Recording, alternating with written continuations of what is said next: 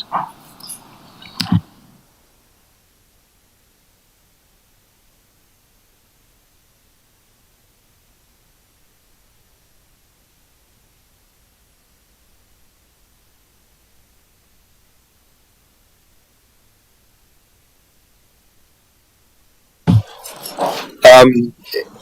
Just noting again that Councillor Proctor is an apology, that we have Councillor Jennings online on Zoom. We have just an apology for lateness from Councillor Brannigan, who will be with us shortly.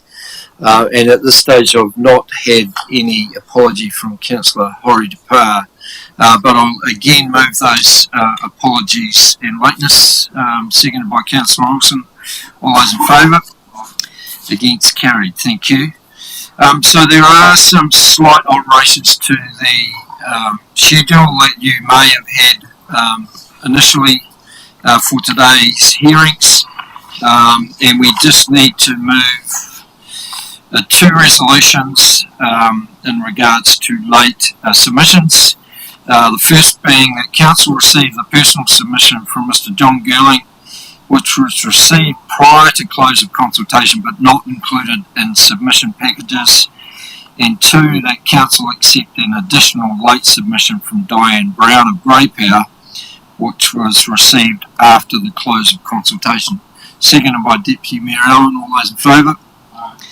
Against? Carried. Thank you. Just noting that there is an additional submitter that wasn't included in the original schedule for today. Kelly Ta'iwi, who was down to repair yesterday but couldn't, has now been slotted in this afternoon, and I think that's all. Everything else is I know it's early, but there are a number of people who are listening to, and although we're not due to start, 12 o'clock, we didn't say 12:15 today, did we? Alright, okay, let's kick the day off with welcoming Federal Farmers and Peter. What? Eh? It's not Peter? Oh, sorry, Ian and Richard. My apologies.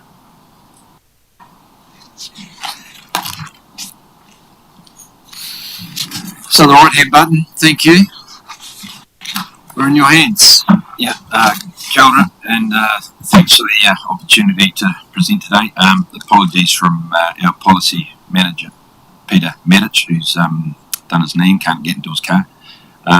So yeah, you've got, I'm Ian Strawn's my name. I'm the Manawatu Rangitiko Horowhenua Provincial President, Federal Farmers, and yeah, Richard McIntyre, who's a local and our New Zealand Dairy Chair.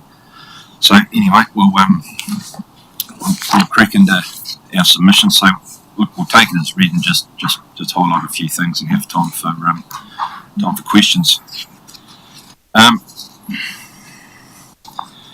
Just on, we'll go down to, we'll start with general comments about rate increases. Significant rate increases in the next 4 years of rates will adversely affect rural ratepayers, as most farms will experience well above the average 17.4% increase, especially in a time when farmers have faced higher increases of on-farm inflation compared to urban ratepayers and very low returns, especially in sheep and beef. So the dairy sector's been at break-even level, and in this region has experienced a adverse dry event, so that's pushed a lot of farms into the red. The sheep and beef area, which is the bulk of farms in this district, is experiencing a once-in-a-generation downturn, and we've got many of our members experiencing six-figure losses, and it looks like that's going to carry on through till next year as well, so there's no light at the end of the tunnel. So things unfortunately are very grim at the moment, and very much like this council, interest rates are a major part of that. So So farmers' ability to pay has been much reduced. We're very happy that you guys have a rates differential. I think it's 0.5 on rural. It is still higher than your neighbours at Manawatu. They're at 0.4. So there's a little bit more relief for rural property owners up the road. Property value is not a good indicator of income or benefit from services or the ability to pay. Uniform annual general charges. Federated farmers strongly support the use of a 30% of total revenue allowed to be allocated to the UAGC. That's when rateable properties get a benefit from council services. Where council services are in large part used by people, a uniform per property charge at least ensures that all property owners make some reasonable contribution towards the cost of such services. And I think your rates are around about 28%, and so we'd really like to see that go to the 30, because we have the rural sector is very much the bedrock of the economy in this district, and the quicker the rural economy recovers, the quicker this whole region will start thriving again. So if pressure's brought off those farmers, many of them that are making losses, the sooner we'll all be able to get going and achieve our goals.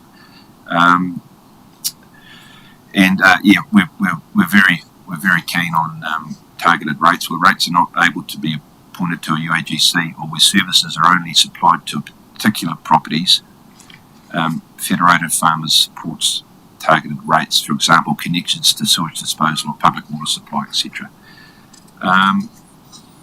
So that's our general call on rating. We see that there's some. We commend the council for looking to reduce its debt, and obviously that's where a lot of farmers have come unstuck with the high interest rates. But increases of 17.4, 11.5, and 9.3 in the first 3 years, and we commend that you've got a cap at 10% after that. But I do make you aware that those rates are still unsustainable. At 10%, your rates will double every 7 years. So even if they come down to 7%, your rates still double every 10 years. So those are still unsustainable rate rises. So our main message is it's simply got to be to reduce expenditure. And look, we understand that there's some very hard decisions being made and haven't been made, and there's a lot of work gone into this long-term plan. But without those hard decisions do have to be made, and they're being made by all the farmers in this region at the moment, especially the sheep beef funds. So restructures are a dirty word, and we've seen that in our organisation. But major, we've had Federated Farmers had a major restructure last year. It was painful. We had to lose a lot of very good staff, but it's what's having to be done in this current climate. So look, decisions aren't easy, and we commend what you're doing, but we think that the expenditure's got to be reduced further somehow. And look, you guys know best how to what your district's priorities are, and that and I suppose going into more detail about priorities in the district, I'll hand you over to Richard. Cool, thank you very much, Ian. So Ian's covered everything pretty well at a high level. Just a couple of things I'll add, I suppose, from my perspective. So within my Federated Farmers role, I have a policy portfolio of domestic commerce and competition. So I cover banking and all sorts of stuff like that. And one of the things we're finding is that basically 3/4 of farmers feel like they're coming under undue pressure from their banks at this point in time. There's been a shift within the banking sector's attitude towards farmers. And what's the best way of explaining it? Even farmers with relatively good amounts of equity, the banks are still expecting principal repayments from them each year, and they are very tight on any sort of time frames for interest-only periods. And so there are a lot of farmers that have pressure on them to basically make a profit every year and pay back principal every year. And we're seeing a lot of examples of farmers, well, a lot of farmers that are calling me saying, look, the bank has told me no more money, and if I ask for any more, they're going to make me sell the farm. So that's kind of the position we're in at the moment, from the ability to borrow more money to fund rates. As Ian has said, things are relatively break even for dairy farmers, and sheep and beef, are making losses, and we just can't carry on. So any rates rise that does come in here, I need to flag to you, is going to have to be borrowed by a lot of farmers, and it's at a time when banks aren't in much of a mood to extend overdrafts or anything like that. So that's the sort of pressure we're under. I know there's often this perception that farmers are asset rich and can sort of afford things. It's certainly not the case, well, generally, but specifically at the moment. So I really want to flag that. Just to get into the specifics, so obviously I think Ian's flagged as well. We have concerns about anything that farmers aren't getting benefit from, yet they are still having to pay for. And there are a few examples of that in there. The funding of recycling, we think that should be more of a user pays type system. Certainly support the idea of increasing parking meter fees with a view to obviously making more money that way. That's a great example of user pays in that respect. And probably the other thing to point out as well is Ian also pointed out that we've gone through a restructure within Federated Farmers. I'm a governor of a couple of other entities that have had to look at the same sort of thing. We lack the ability to increase our membership fees with Federated Farmers due to farmers not being able to afford it, as we just suggested. And so it's really about looking at it and saying, well, what's our core business here? What are the nice to haves? What are the things that we really must do and that our ratepayers or our members expect us to do? And making sure that there are no sort of frilly things happening that some people want us to do aren't really our core business. And I guess that's what I really challenge you to look at here as well. What is your core business as a council, and what are the things that you can put down altogether or put down for a period of time to pick up again once your ratepayers can actually afford it? Because we are talking about people genuinely going without as a result of having to meet higher costs. It was a warning. I don't get a bell for after. No, that's cool. No, cool. Look, actually, you've got a submission, obviously, on quite a bit of detail, so I'm happy to open up to questions now if you'd like. Anyone have any questions? Yeah, I do. Mr. Tamiha. Good evening, guys. Thanks for your presentation. And I read through your document when I received the. What I'm interested in, thank you for the presentation too, as well, the submission. One of the things I was interested in, it's not even covered in the document actually, was actually referenced. I thought you might have referenced matters around MPS, land and soil, and whether Federated Farmers were actually interested in how council might, what council's thoughts might be on protecting productive lands and soils, given there's a change. So that's my question. I know it's not a part of this, what you're submitting on, but I actually thought that might have been something you brought here on behalf of Federated Farmers. Yeah. In fact, we were just submitting to Horizons last night on that very subject. There's an option there with Horizons about what productive soils to be mapping, and we'd like to, instead of just a broad expense at doing all of it, we'd just like to see areas where there's subdivision and housing pressure, and then decisions can be made. We're on. It's a subject where we want to protect property rights and give landowners a choice, but we absolutely recognise that we can't keep building onto productive land. That's the bedrock of the because horticulture and agriculture are the bedrock of the economics of this region. So there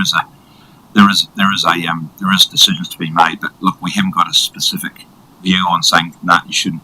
It's got to be on a case by case basis, and I think councils need to need to get the information, and we've submitted to Horizons that, and we agree with them that there's a middle ground on just what mapping to be done to look at that. So yeah, so I hope that answers your question. No, thank you. I just thought it was just something I picked up. Thank you, gentlemen. Just for your information as well, we're at 29.6 for the general rate uniform charge. But it's a bit higher than that 28. Oh, okay, please to be corrected. Only 0.4 to go. And just as an aside, I look forward to the day when Federated Farmers come us and tell us we're doing a fantastic job, and they're keen to approve the rates increase. I just think, the 8 years I've been here, I've never actually, I won't say anything more, but equally, we look forward to the time that we can commend you on a rates decrease. So. Yeah, well, we did one 3 years ago, and we got no thanks for that either. And inflation is down to 4%. Not local government inflation. It's definitely not down to 4%. Well, local government inflation, no, but general inflation is down to 4%, and we've seen our submission 4.7 is the magic number, and it's heading down. Our construction costs have gone up something like 30% over the last 3 years. Absolutely. Look, we understand costs have gone up, assets have gone up, insurance, everything's, and staffing and everything, but it is a it is a self-fulfilling prophecy. It causes inflation. It keeps interest rates up, and it just keeps the snowball going. So yeah, there's got to be a line in the sand drawn. And don't get me wrong, I completely understand where you're coming from and the pressures that you're under in terms of trying to keep a business operating and viable and sustainable. It's not easy in any sector of the community these days, and absolutely acknowledge the pain that you're under, and hopefully together we can sort things out. Yeah, as long as it's very, very quick. It's brief because it's a takeaway. Because I'd really like to. You've claimed it verbally, but I'd like to actually see the data around the big banks hating on farmers relative to the Horowhenua. So, if you've got data that justifies their claim, I'd really like to see it. And look, I haven't collected data specifically for the Horowhenua. My portfolio is national. If you're interested, we're submitting to the Primary Production Select Committee. They've got a briefing into rural banking at the moment, so you're welcome to. Just on that, the banks have actually been very good. I don't think there's hating on farmers going on by banks. I think a lot of what they're doing, and hopefully this inquiry brings a lot of it out, but there's a lot of regulation and capital and risk that they're having to pass on to farmers and extra margin and interest rates. So look, from what we've seen, and there's a lot of farmers and a lot of trouble getting very well managed. Most of the banks, well, pretty much all of the banks are behaving very well at the moment, wouldn't you say, Richard, in terms of looking after farmers? And we've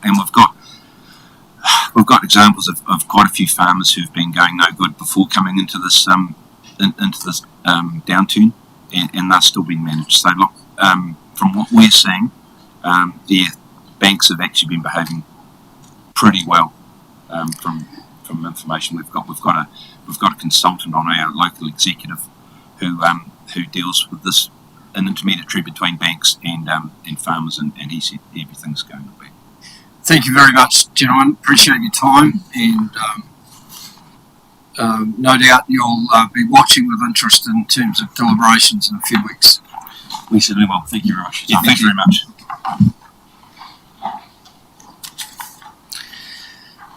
Sarah, you're talking on behalf of the of SORT.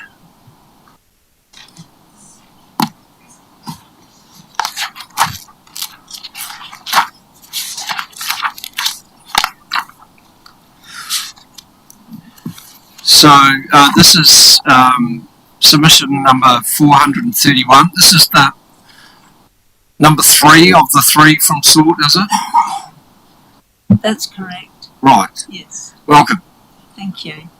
Well, good afternoon, Mayor Burney and councillors. Thank you for the opportunity to present this, the Save Our River Trust submission about enhancing Foxton River birds.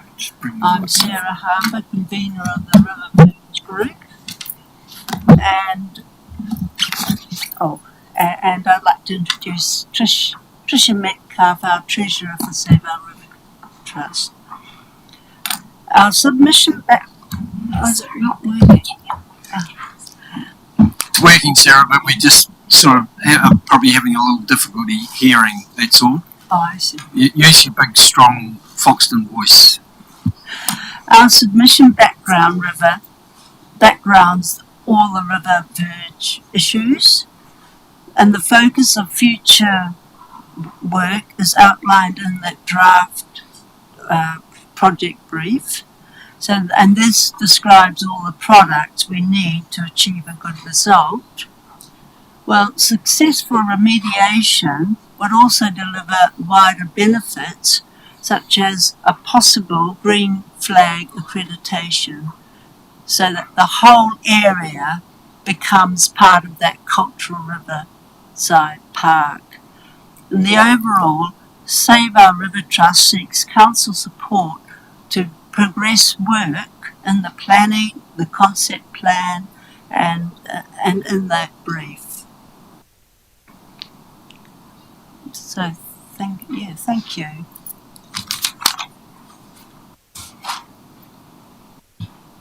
Any questions for Sarah or Patricia?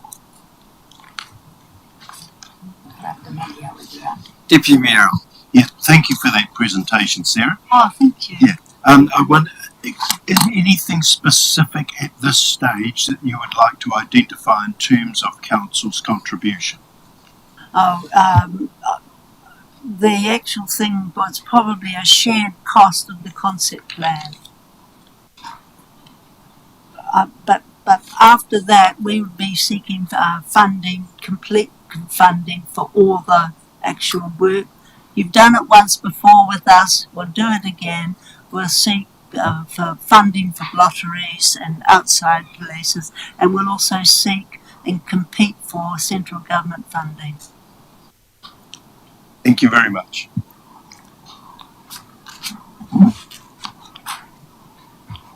Sarah, how far down the path are you in terms of creating that next step?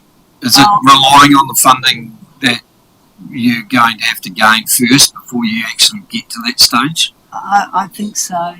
Right. Yes, I think so. But the plans are in place? No, the plans are not in place. Right. We're still seeking.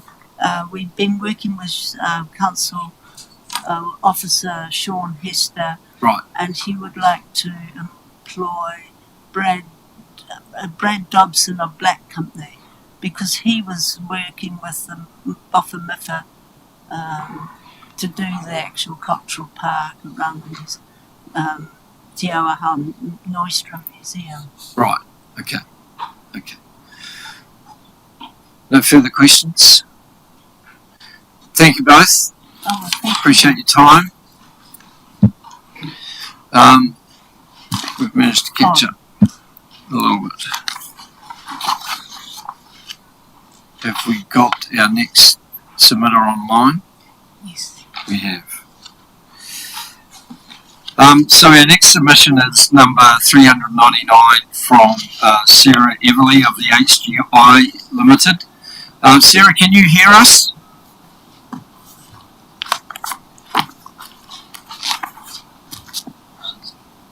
Currently muted.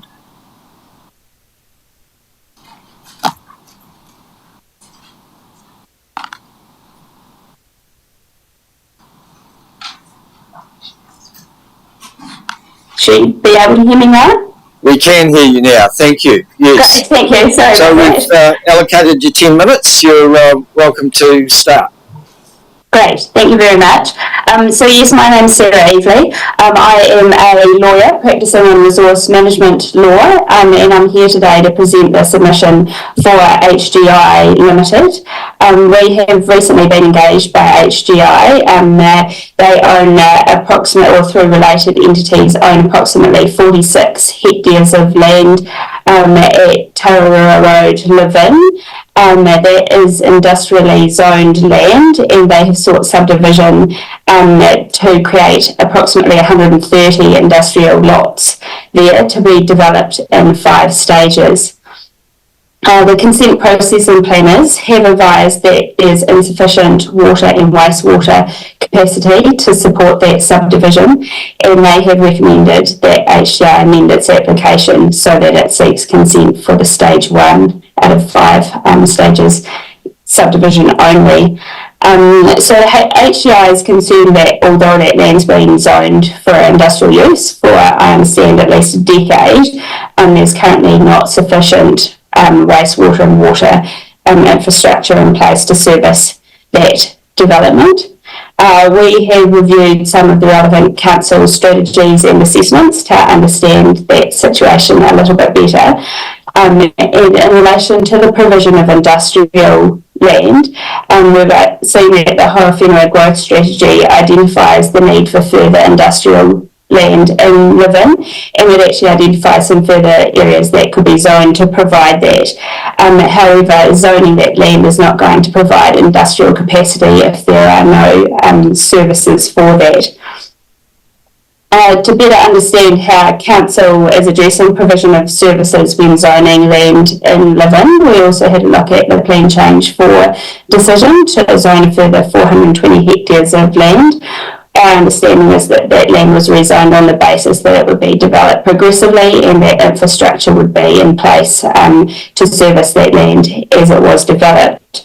However, importantly for HGI, when we looked at the wastewater and water capacity assessments, it appeared that they had been undertaken without making any provision for additional non-residential connections. So that is, they hadn't accounted for connections for existing industrial zoned land.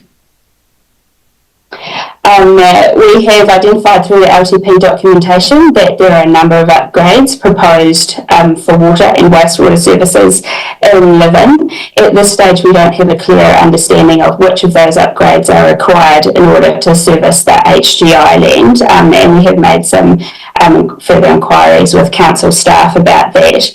But in the meantime, the focus of this submission is to highlight that when you're considering what upgrades are required for those services in Levin, it's important that the industrial connections are also accounted for. That those capacity upgrades are required to deliver industrial land capacity that the council has identified as required in Levin. And at this stage, it's the water and wastewater capacity that is preventing provision of additional land ready for industrial development rather than the availability of zoned land itself. And finally, that the capacity issues are constraining development now, not at some time out in the future. As a result, HGI's submission on the LTP is that it strongly supports the LTP proposal to invest in and improve water supply and wastewater infrastructure in Levin. That it requests confirmation that the upgrades and associated allocation of funds would support additional connections within existing industrial zoned land, and if not, that further provision be made for those upgrades through the LTP. And finally, that investment in water supply and wastewater infrastructure is accelerated where possible to support the development of existing zoned land, and that land be provided with capacity ahead of zoning more land. Thank you. That concludes my submission. Thank you, Sarah. I'll just seek any questions from Councillor Boyle. Hey Sarah, great submission. All other kind of development groups we've had make a submission have said that our increase to development contributions is way too high. I know nothing about development contributions in your submission. I was wondering if you would like to make any comment on them. We haven't got to the point where we've considered that yet. I think I've only recently been engaged by HGI, and at this stage the initial concern is just the provision of capacity. Fabulous. So development contributions would be required to increase capacity, so I imagine you guys would be generally supportive of them. I haven't had any instructions in terms of the level of development contributions, but yes, acknowledge that those would be required as the land is subdivided and developed, yes.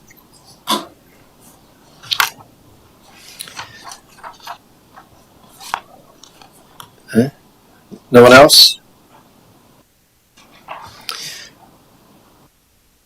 Thank you, Sarah. There don't appear to be any further questions. Appreciate your submission, and thank you for taking the time to put that in.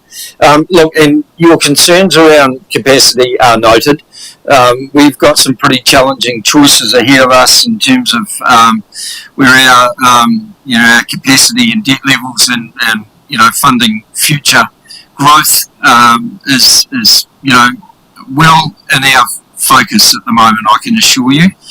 So we do thank you for your suggestions, recommendations, and urging our support for that increased capacity is noted. Thank you. Thank you very much.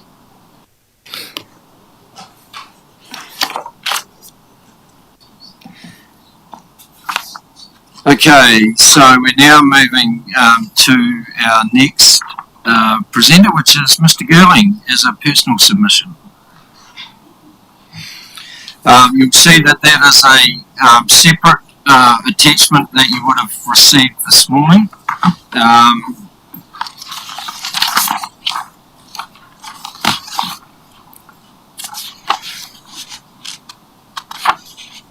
Thank you. Welcome, John. Thank you very much. Good afternoon, councillors and your worship.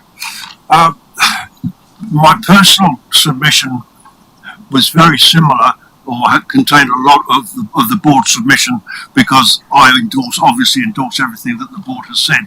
But there's a couple of things that I was quite concerned about. I am, amongst other things, the chair of several other organisations, charitable organisations, and I got concerned about governance, because the law changed a little while ago, a couple of years ago, where we can actually be liable for decisions that we make.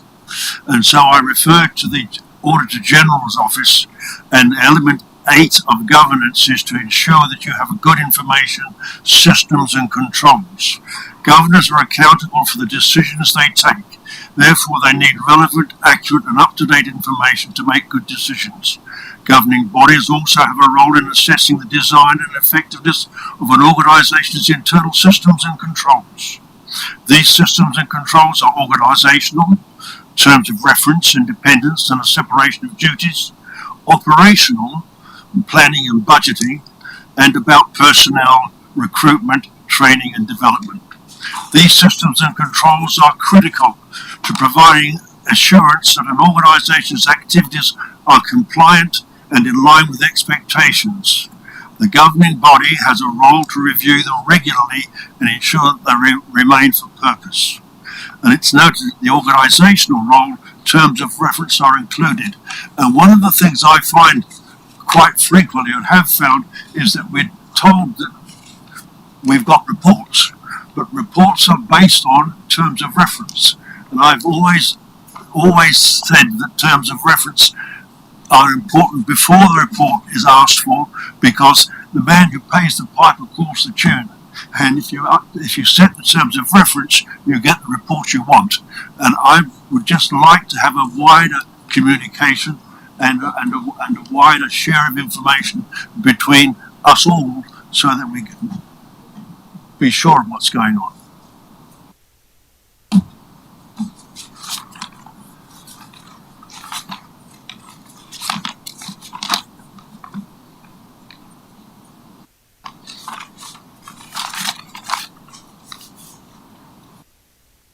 Is that all you wish to say, John, about your submission? That's all I wish to say about that submission. I'd like to part with a quote from Sir Tony Blair, which says, "Competence is the only test for good government.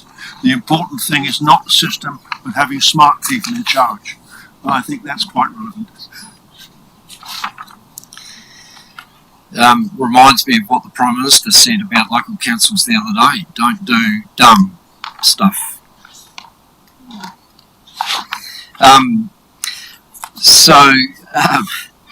Are there any questions for John in terms of his submission that you've received today? Not a question, there, Bernie, but more, I didn't capture that in the document at all, so have we got the right one is probably the only thing I'm going to ask. Chief Executive will respond. Through your worship, maybe I could clarify, but it may be that Mr. Gerling needs to clarify. So, councillors have two submissions from John Gerling. One is on behalf of the Te Awa Foxton Community Board, and that's the submission he spoke to yesterday. And then what you've got in front of you is his personal submission. As Mr. Gerling alluded to, if you see the two documents, they are very, very similar. Some of the commentary that Mr. Gerling made today is in the Te Awa Foxton Community Board submission from yesterday, not in this personal submission that you've got in front of you today. I think in future, John, it would be great if councillors could understand the difference, be able to easily identify the difference between your personal submission and the Foxton Community Board Te Awa submission, because both of them do look very similar, and they've both got your name at the top and things like that is what I'm trying to, would almost be helpful if the board was part of the signatory, if you like, in terms of their submission, so you could easily differentiate between the two. That's all I'm suggesting. Yeah. Yes, I appreciate that, but my submission had a lot more added to it than. Yes, I appreciate that too. Yeah. Thank you very much.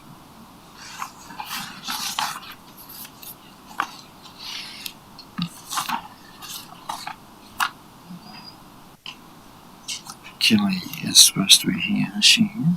Oh, we're 5 minutes early though. Not yet.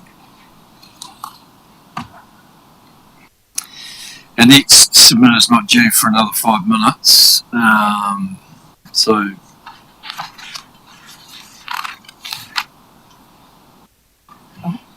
looks like they're talking to someone. I'll just see what she's. Yeah.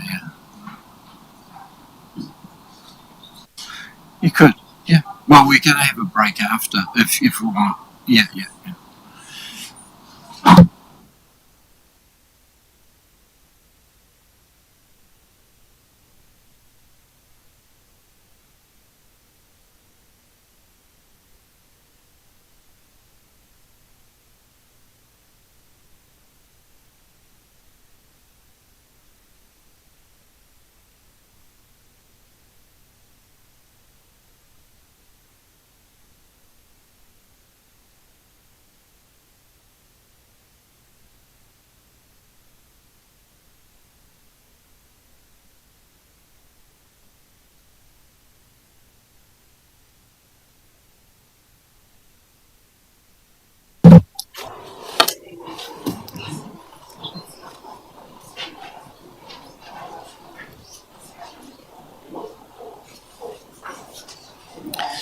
Kia ora and welcome. You managed to make it today. Yep. So we've allowed you 10 minutes. You can have 10 minutes. You're welcome. Kia ora, tēnā tātou katoa, ka tuku ngā mihi ki a koutou I tā mai I tēnei e hui mai I tēnei aiahi I raro o te kaupapa o ngā take o te kaunihira o Horowhenua. Nā haere nui kia koutou ngā kaitiaki o te kaunihira o Horowhenua. Ka tuku ngā mihi hoki ki a koe Bernie, te kai whakahaere o Horowhenua kaunihira me koe hoki Monique, ko waio, he uri ahau o Mupoko, me Ngāti Raukawa, ko te hapu o Ngāti Takuhuku, Ngāti Ngārongo, me ngā hapu o Ngāti Ao, me Pāriri, e whānau mai au I tēnei rohe o Horowhenua o Taitoko, ko toku whānau ko te Warana Kerehi, me te taueki hoki o Taitoko, he uri ahau o te whānau Makarika, me te whānau Shasha, I te hapu o Ngārongo me Takihiku.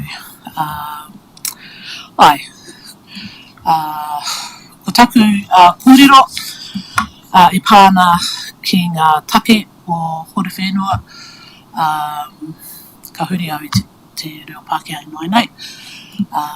I te tuatahi ka tuku ngā mihi aroha hoki ki te whānau Moses me te whānau Mātāmua tukupua I tono narohanga I tērā rangatira moi atu rā I te rangatira.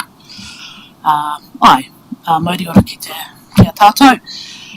My name is Kelly Tahiwi. I am a resident. I'm born and bred in Levin. And I'm here to talk about my submission. Firstly, I would just like to recognise and mention the mahi that the council do in terms of their work in the community, their work alongside the iwi, and their work especially alongside the rangatahi. I'm here in my personal capacity today, but I have the privilege of being in different spaces that get to do a lot of mahi with the council. So firstly, I'd just like to recognise that mahi, and probably one of my main points is for the council to continue to support the great work that they're doing in terms of their community work, that they allow the programs and the activities that are currently happening and to continue in the years to come. I watched the submission yesterday from our young children yesterday, and also had the privilege of holding submissions with some rangatahi and some tamariki, and the ability to be able to do those programs and those activities with our rangatahi ensures that they also have a place of belonging in this community. So part of my submission is to actively encourage the council to continue to fund those activities so that all rangatahi across our community have the capacity to be part of the community and engage. We have wonderful facilities in our communities, and I'd also like to recognise that we do have some work to do in our communities, but knowing that I brought up a family of 3 children and I've lived here all my life, and we've had the privilege, or been able to enjoy those facilities across the community. So I just want to say that to the council. My other submission is around, my kōrero is around the environment in terms of the waste minimisation funding. As an iwi member, as someone that has grown up here all my life, I would like to strongly encourage the council to continue on their waste minimisation policies and practices in terms of recycling. I think I'm a big advocate for recycling and looking after our tile, and would actively encourage the council to work and provide those education practices so that our community can be educated in recycling in particular. I know that some of the strategies that you do have and practices that are for the council, and I'm very disappointed to hear that if it's not clean and it just goes into the general waste, and to be able to mitigate the recycling that goes into that stream is something that I'm not sure what the council are currently doing, but in terms of educating, socialising those practices within our communities, that really needs to be increased so that our council and our area becomes rohe as leaders in recycling practices. I've got grandchildren, we've all got grandchildren, and I would like to see them grow up in a space that Horowhenua is a place for them, and it will be enduring for Moaki tonu. In terms of my iwi, not my iwi roles, as being a member of the iwi, in terms of looking after our environment, the lake and the water and the mauri of the wai is very important to me as an iwi member. And probably the concern for me is the increase in the infrastructure and how the infrastructure is going to be impacted in terms of the development that is going ahead. I know that there is a plan, but the Māori of the Wai, as a iwi member, as Mupoko, as a Mokapuna of Punahou, that is at the forefront of everything development that goes ahead in this town. That there are strategies in place, but as an iwi member, I would strongly like to advocate for our wai, our Māori, from the maunga to the moana, and not just sectioned off in different areas. That has a Māori right from the maunga to the moana. Same as Manawatu River, we're all connected. All of that's connected. And the policies, in terms of development, that is taken into account. I would like, one of that is also I'd like to see, in terms of development, that the council promote grey water management, if it's in your waste minimisation or your environment policies, that there are funding available for households. Developers are encouraged to look at grey water management in terms of their properties that are coming on board. And that's one area that I'd like for the council to look at. And what else do I have? I would also like to mention iwi partnerships, even though I'm not doing it in a iwi organisation plan capacity, because that's not my role. I'm here as a personal to encourage those iwi partnerships with the different tangata whenua groups that are in Horowhenua, to continue that work that you are currently doing, and also to strengthen them by having authentic relationships. And I know that you're doing that, but to continue that mahi that you're doing and strongly advocate for that relationship to happen.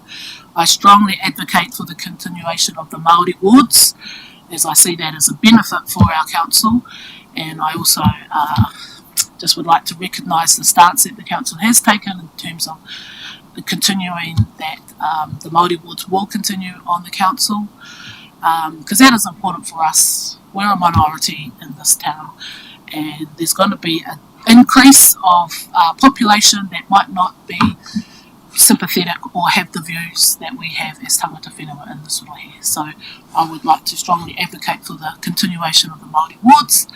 And lastly is just to strongly advocate for breaking down those finding solutions for those iwi relationships that are very hard, i.e. like the Lake Domain. We all want to see the Lake Domain to be a place for our community, and that we find solutions to work with those parties so that that place is a safe place and it is an enjoyable place for us. So that is my submission. Nō reira, tēnā koutou katoa. Very Kelly, thank you. Councillor Boyle. One quick mention, you mentioned the economic development rate that we're talking about targeting at businesses. Your comments kind of indicated that maybe we probably shouldn't be funding economic development through council at this time. Do you want to speak to that briefly at all? I think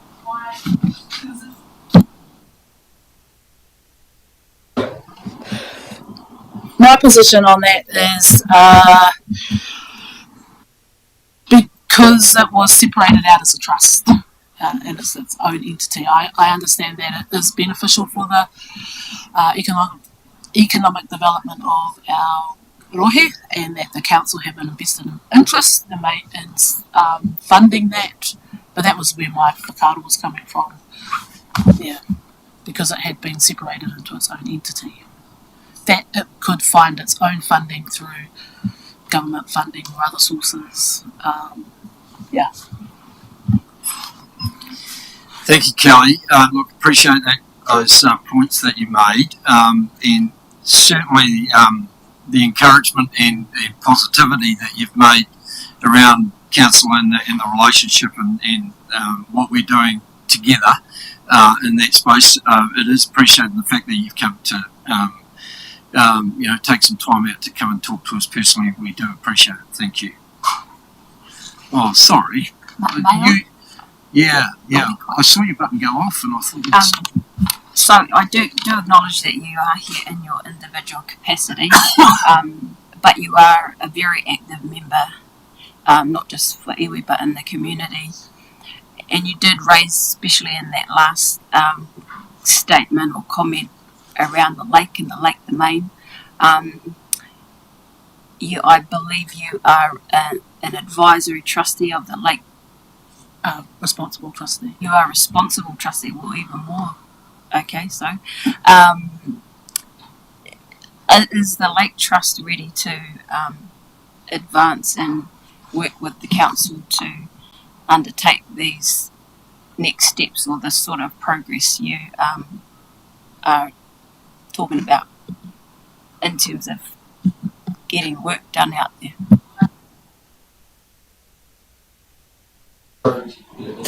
So I can't say that in official capacity, but it is, yes, looking. We always want to be having relationships with our stakeholders to ensure that the lake is thriving and that we bring it back.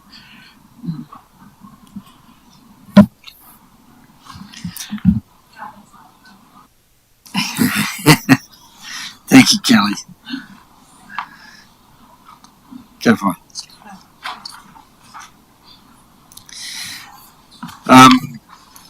Hard to believe, councillors, but we're scheduled for a break now. So we're returning at 1:10.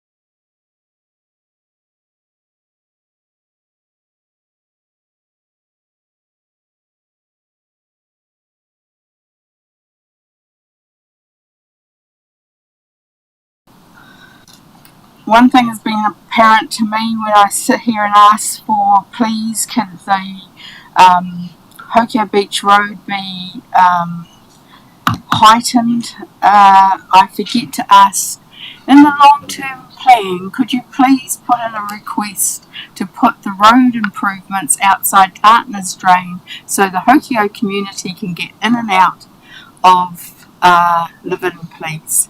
And also, if we get buses, the buses will not want to chug through 1.5 meters of water when it floods next, and it's going to flood next. Please. The landfill, the PNG, shouldn't even be there. They're not in the resource consent, so why have rules when HDC don't seem to apply them?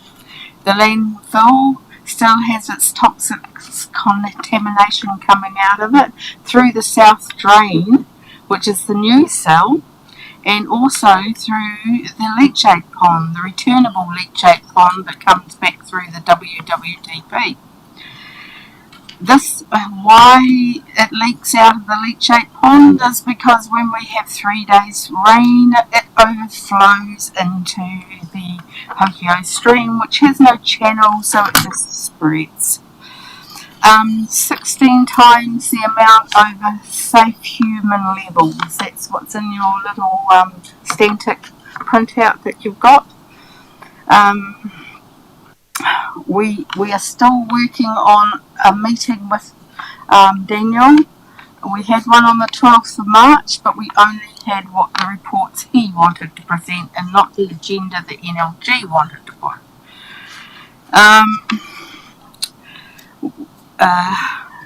Nothing is done, and unfortunately the cyanobacteria, which is in all the streams from the mountains to the hills, is still coming down. We live in a single leaky groundwater system, and the one little thing before the thing gives up, I would like to say I do not support this part 17 in the special submission circulation for rates remissions, please. Considering you're going to offer 100% to the developers, and it only has to be determined by the CEO and the Mayor. At the 13th of December, developers of land were being granted this incentive, along with development and infrastructure costs being cut. But now rates remissions too are being added into this. Ratepayers should be allowed transparency on who is going to be granted these rates and remissions, as we are the ones paying for it. Listening to Todd yesterday, he was thoroughly frustrated as a builder that he doesn't get offered any of these incentives. And we've got the Brethren, I'm told, have 6,000 houses being made up there in Tara Ika. They have to put in their own septic tanks and their water systems. It just seems such a shame that some charities get incentives and some don't. Sorry, we have run out of time. Yes, I am out of time. I'm sorry that I'll just pop one last thing in. My dad always used to say, if you give to one, you give to all. And somehow or another, we don't seem to be doing it, and the financial model that you're working with is broken and does need refixing. Any other questions from councillors? We don't have time, sorry, Viv. Okay. But yeah, appreciate the fact that you've come to tell us again what your thoughts are.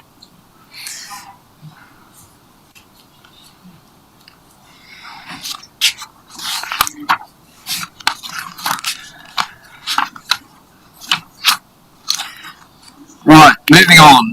We now welcome Bruce Eccles on behalf of the Horowhenua Beach Progressive and Ratepayers Association. Welcome, Bruce.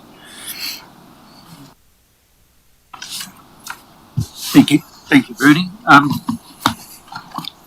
Thank you, councillors, for taking the time to listen to what we want to talk about. First of all, our submission sort of runs pretty well through. We agree with most of the cost-cutting measures that council have outlined in their long-term plan. We hope that or we believe your ability to research them adequately is good and probably far better than any opportunity that we had. So we're going to go with what you people are leading us along to. But I'll move on to the next areas of our submission. I am hoping that you've had the opportunity to read all the information provided with the submission regarding the Waitariri Volunteer Beach Wardens submission for this long-term plan. Just as a little bit of a background on it, the contract to provide the service with HDC is with the Waitariri Beach Progressive and Ratepayers Association. That contract is due to expire or has expired. So we are now looking at the opportunity to renew the contract and of course the continued financing of this particular operation. The beach wardens, the sum mentioned in the long-term plan here, 5,250, is pretty well the current operating costs to provide that service at the beach, and that's pretty well outlined in the report. The 2023-24 report has been forwarded. It's also attached to our submission on this. So again, I hope you've done the figure work there. So our 5,250 is pretty well what it's costing us to operate beach wardens at the moment. It probably doesn't allow us anything in depreciation for the current vehicle that we're running. We sort of estimate at this point it has a potential another 5 years, and then we'll need to look at replacing that. How that's going to happen, who knows, but we'll worry about that down the track. At this stage we're looking at basically the operating costs without any accumulated funds there. The submission gives a little bit of a history of the beach wardens. Currently the beach wardens man the beach in the hours from about 8 to 5. That's their rostered hours. I've often been on the beach at 7:15, 7 o'clock, and the guys are down there putting their signs out, etc., and go back down the beach at 5:45 and they're still down there working. So they're giving it a good day's effort. The behaviour on the beach is extremely good for the period that the beach wardens are operating. Unfortunately, those that choose to use the beach for their own recreational purposes in the way of doing donuts, riding their motorbikes on one wheel, etc., etc., arrive after the beach wardens go. Doesn't make the residents on the beachfront overly happy, but really we just can't operate any longer than what we currently do. So that's a little bit of a history of the beach wardens and on there. I'll take questions on that when I've finished the rest of my submissions. I do have a submission here supporting the Horowhenua Community Camera Trust, and there is a good reason for that. They're going to speak to you shortly. Waitariri Beach Progressive and Ratepayers Association own and maintain the cameras that operate within the beach community. They are operated and manned by the Camera Trust, but we are still the owners, hence we support the Camera Trust in carrying on. I have also got a submission here regarding future development of the Waitariri domain. Now I see in the LTP capital program in the budget forecast, page 43, we get to the Waitariri Beach domain improvements, year 1, $10,000, from there on empty. Now, that the domain has been developing as funds have been allocated over recent years. There's still much more development to be done in the area, and at this point it looks as though there's 10,000 and that's the end of the line. So of course we are submitting that there are more funds be available to continue the development of the domain, and the second part is for the development of the Horowhenua Park. Now, last year, due to lack of maintenance, trees in that park blew over at 2 in the morning. I think came close to damaging neighbours' properties, so it was then decided to remove the balance of the dangerous trees. They were removed with the intention of replanting, but there is no money available in your long-term plan for any development at Horowhenua Park. So I take it there has been no allowances for any replacement tree planting or any other type of development at a park. So basically it's just a green paddock with some play facilities for younger kids, and if we don't push for it, that's the way it'll stay. So that's pretty well what I've got to say on it. So if you have any questions, I'm more than happy to answer. Thanks, Bruce. Questions? I'm assuming, Bruce, too, that the park stuff, while there's nothing allocated in terms of capital expenditure, that maintenance and renewals and things like that would be contained in normal operational budgets rather than as a separate line.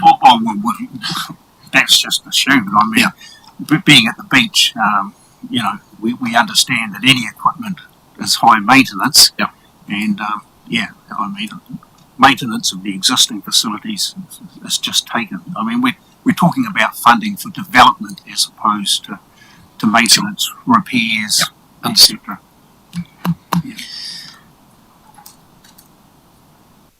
The community seems to be in a pretty good space at the moment. Is that a fair assumption in terms of positivity about what is going on out there? There are a few issues, and this is probably not the forum to discuss them, but I mean, the problem with the designation on the surf club building is causing a little bit of undercurrent at the beach. I mean, council made a major commitment of ratepayers funding into that building, and the community believed we were getting a community facility. It now appears we have a very good surf club building and no community facility at all. But I mean, I guess you're well aware of that. And as I say, this is not the forum for that particular discussion. But we are constantly getting the feedback on those things. And as I mentioned in the report regarding the beach wardens, that the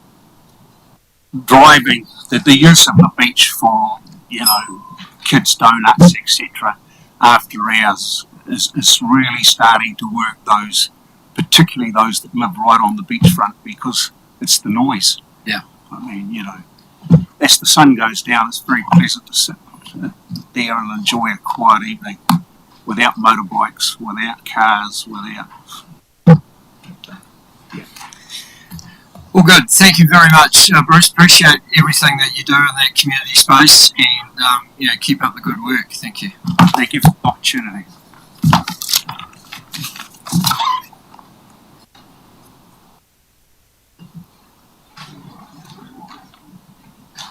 Could I welcome Ted?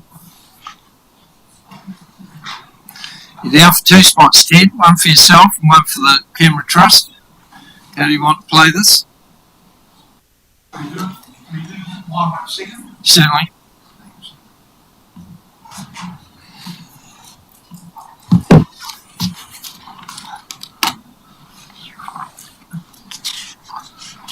I think that's on. It is.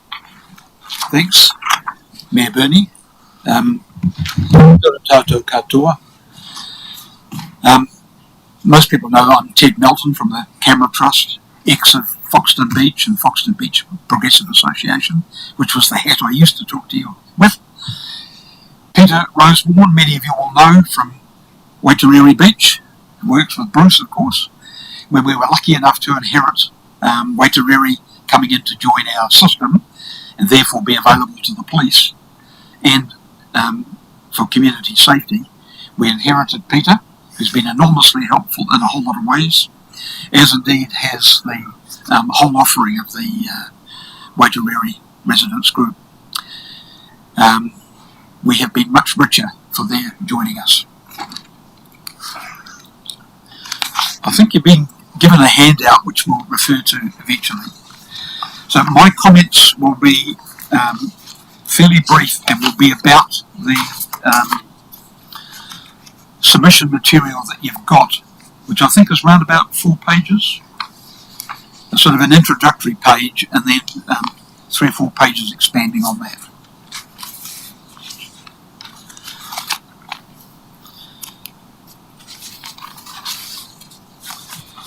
So first of all, thank you for this opportunity. Just a few appreciations, since we're in the council, to the councillors and staff who've been enormously helpful and supportive for a long time now. Seeing Brent over there, many thanks Brent for considerable help, and Emma, and from you Monique, through those good people. Also Councillor Sam, who's not here, is he? Oh, there he is. Oh, there he is. I see him. Greetings, Sam, who's relentlessly positive and full of ideas for us. We appreciate it very much. I'd just like to also express my appreciation to my colleagues on the Trust. We've had a pretty heady 3 years, brought about by Foxton Beach Progressive Association, bringing in its project from there to join into the Levin-based one, and with all sorts of ructions and things and COVID going on around us, and it's all shaken down to 3 very, very busy achieving years. So I just want to pay special gratitude to David Gray, who does all our fundraising, Stephen Abbott, who we inherited from with Waitariri, who I do not know how his employers put up with him. He seems to be everywhere except at work. And Dennis Hutchings, who's our system controller. These guys, supported by Brett Gillies, who I think many of you will know, are often clambering up things out of all weathers. It's remarkable what they do, and it's remarkable the value that they give the community. And I know the council appreciates it very much. I'm also glad you've been able to read our material, which will save me saying too much about it.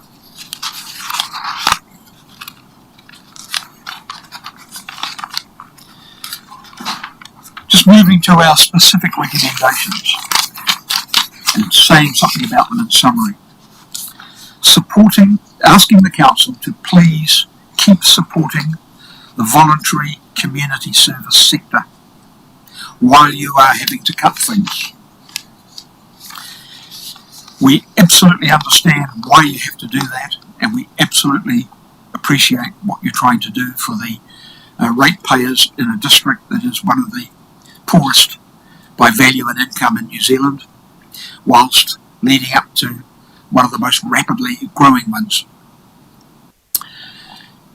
I'm hopeful that you'll be able to remain with your grants programs and the other supports that you provide, because this council will bounce back after the cuts much faster than the voluntary sector will bounce back after any cuts. So please don't stop grants, but perhaps be willing to target them and or help those who are not performing or not really chasing good outcomes. Our recommendation number 2 is asking you to support the work that we're trying to lead, which is to bring the community safety providers together in some kind of collective approach. A network's a good word for it. Without going into any detail, I'm sure it's pretty obvious that if we're able to do that, the results will be much better. And the individual groups will work better and be helped to check themselves against each other. Gaps can be identified and filled more easily. Like, I could summarize it by saying, if we can get them together, it's all good and no bad. And I think it would be a wonderful assistance to the council working on its community wellbeing strategy, and hopefully moving towards action planning parts of that in the future. If the community safety provider part of it can be well organised while you're doing that, I hope you will be pleased. So we're very grateful for the support that we're already getting, and we just hope that it can be able to continue.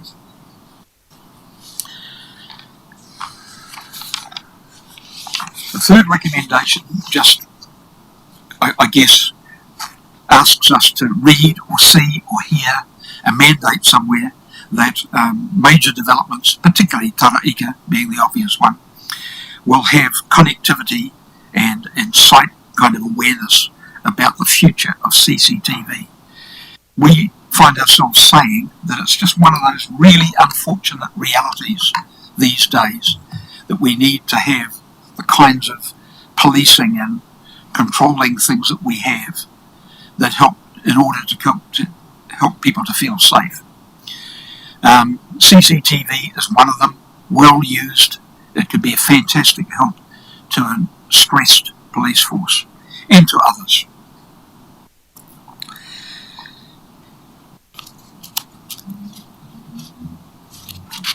I'll move immediately on to the crunchy one, which is asking you to continue to help us, and cheekily asking you to increase the financial help to us.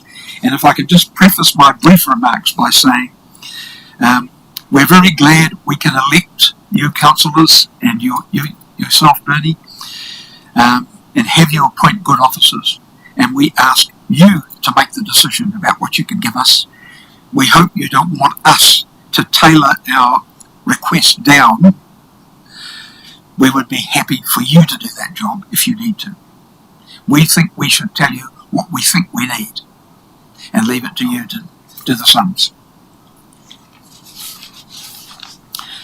So I just remind you that we do kind of three things. We provide a network, and that network, our sort of understood mandate is to expand that network so that every part of the Horowhenua District, and indeed the district policed by Horowhenua Police, which extends a bit north and a bit south, to include Otaki and Himatangi, and Himatangi has its coverage with our help.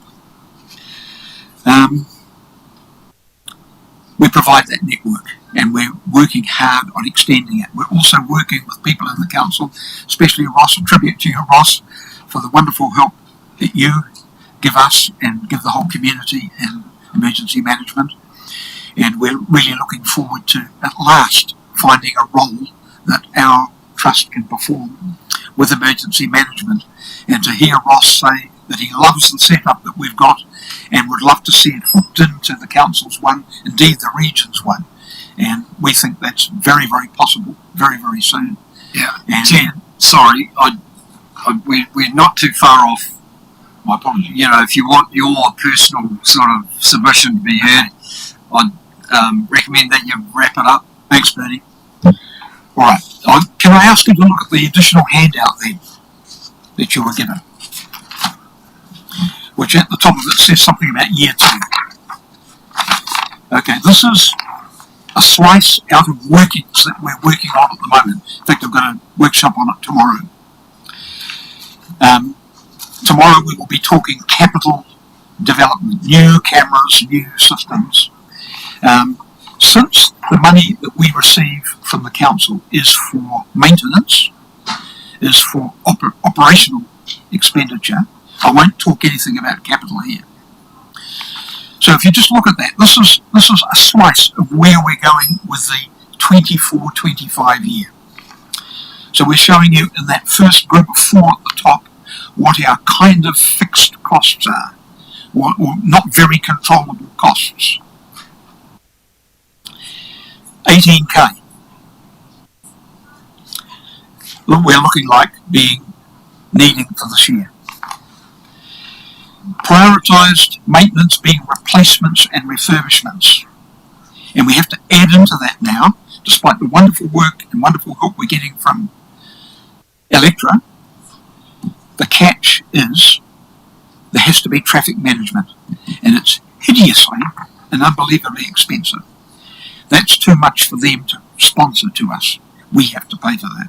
So we're now having to add that in at a maintenance level, and we're having to add it in at a capital level. So we need another 14k. That adds up to 32k that we have to raise. If you were able to give us 20k per annum for the next 3 years, instead of the 15 you've already been giving us, you can see, if you look down below, we would still need to raise 12k for maintenance, for operational expenditure, in addition to the roughly 26k that we think we're going to have to raise. And I think you're already aware that funders are not that fussed about funding maintenance and operations. They love new projects. It's going to be difficult times, as indeed it is for everybody. So perhaps I'll leave it there. Thank you. Thank you, Ted. Look, if you do want to, in terms of your own submission, did you want to briefly... Would you like me just to speak on that now? Well, we did allow you 5 minutes, but we pretty much used all that time already. My apologies. I'm happy not to say anything about my own submission. All right, thank you. Are there any questions for Ted? Councillor Grimston. Sorry, Ted, you'll need to turn your...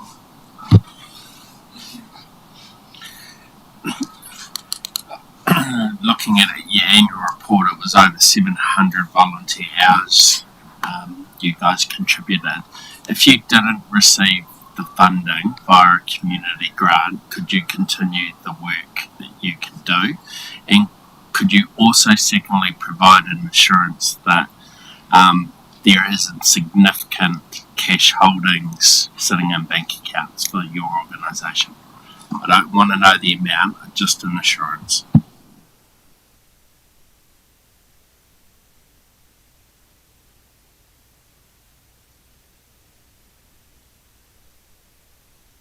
Sorry, was the last part of your question about cash holdings in the trust?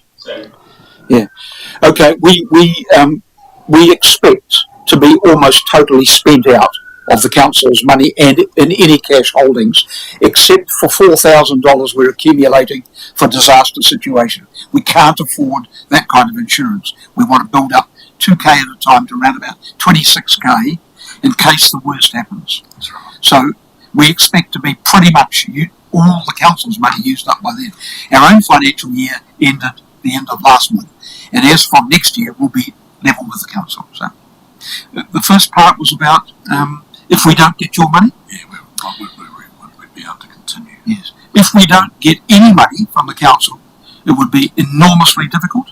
And one of the early questions all the funding people ask us is, what support do you get from your local council? And they're impressed with what we do get. I doubt whether they will be if we say they had to give us none this year. I think it would be a real struggle. It wouldn't stop us, but it would be a real struggle. Is that fair? Yeah. So Brannigan. Yes, thanks, Your Worship. Ted, thank you. My question's around your personal submission, and it's around the funding of the Foxton Community Board. Now, I note your comments. If I turn our mind back to the last 2 or 3 representation reviews where the community came out firmly and stridently said they wanted to keep their community board. Does that change considering it, would that change your thinking in any way in terms of the targeted rate? And just to give a brief answer, I think There's all sorts of theories about if you had asked the people on the other side of the Manawatu River where they wanted to go back in 1989, it's probably 50-50 whether they would go this way or that way.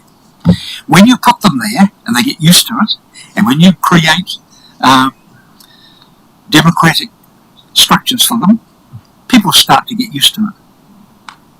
So to me, somebody else gave those people and the rest of the people in this district that democratic structure. Right or wrong, good or bad, and I think the only fair thing is to share the costs of it over all the people of that district. This is my personal view.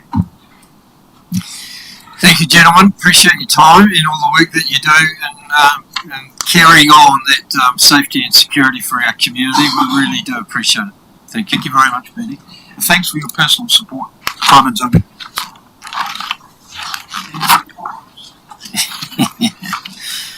I'll give you a dictionary one day, Ted, that talks about the word brief in it and what it means. Yeah. I've been giving him lessons. Oh, it's your fault. Our next submitters are the Levin Intermediate School. Cherie and some students are coming to present to us. And we saw a little bit of their video yesterday. Welcome, Cherie. Hello again, Evan. Got clipboards. I like that. Who's leading this? You are, I suppose you are. I wouldn't be surprised. Yeah, we're all the team anyway. Okay, we're in your hands. You go for it. Okay. Kia ora, Mayor, councillors and council staff. Thank you for this awesome opportunity to speak to our submission. My name is Kiwa Ogle and I am 12 years old and we are part of the Levin Intermediate Council Elective. And not to brag, we also have been voted onto the student council by our peers and school staff. Anyway, the main reason we are here today is to represent our peers and ensure a better future. Not just for us, not just for the community, but for the future here at Levin. You may have already seen us on the screen, but trust me, this is going to be much better. Anyway. Now, don't get me wrong, we love the youth space at Te Takere, but like every idea, it has a flaw. You see, in and outside of the space, there are adults and teens that I consider very unsafe. For example, people vaping, spraying, and even using physical violence against children. I've had first-hand experience seeing kids being mistreated, yet I see no change. Therefore, we as a community need to enforce rules to keep our friends and families safe. For example, better security and times where only certain age groups show up to the centre. Now to Joshua. Hi, I'm Joshua and I'll be talking about construction on sporting services and parks. Water polo and softball are two loved sports by NIS and are enjoyed by others. In Levin, we don't have a usable softball diamond, well, not at least big enough to host games, train or host other schools in any type of tournament. Schools like ours travel to Ames games each year, but our community pool is not deep enough to practice in readiness for Ames games for water polo, which is an event Ames games is an event which is for 50,000 intermediate-aged students across New Zealand. Schools that don't have pools have to walk to our community pool and have to pay for pools. So you as council, it would be nice if you could pay for transport and make school swimming lessons free for our schools. We need everyone to learn how to swim. Having a softball diamond would mean that softball could be hosted and kids could be trained on actual softball diamonds instead of going to Whanganui or use a normal field to train, which could be a problem when times come to play against other schools. Thank you for listening to my ideas. My family and our community would benefit from these changes. Kia Kia ora Council, my name is Axel, and I'll be talking about construction on the mall. If we could have a second floor in the mall, it will pop out. Like when people drive past, they would say, wow. We should definitely have some branded clothing shops like Hallenstein Brothers and Rebel Sports, so we don't have to travel so far to get some good clothes. Some families can't afford the travel. I know the rent in Paraparaumu is high, so we should make the rent affordable for shops and their owners, especially for the ones that the community would like. I think we should have a community survey for the shops that everyone wants and live in town. Also, maybe some more fun places for kids, like trampoline parks, which are big and pretty on, and I think an escape room would be hugely popular in the community. Passing over to Lukey. Hi, my name is Lukey. I think that the Levin pools need to be upgraded. The pools in Levin are very bland and don't have anything special about them. It would be much more enjoyable and fun if the pool was made deeper. Water polo could be played and practiced without leaving Levin. We could also do dives and bombs properly. 2 or 3 slides would also make the pools more popular instead of just one. Making the pools better would help people because they wouldn't have to travel so far to go to a good pool. Thank you for listening to my ideas.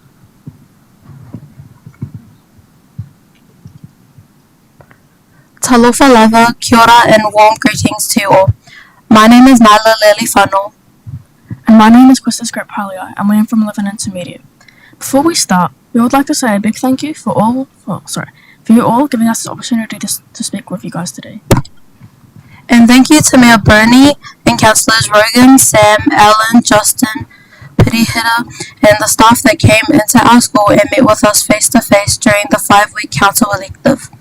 A special shout out to Councillors Sam, Rogan, Alan, and Christine from social media for doing an extra session with us.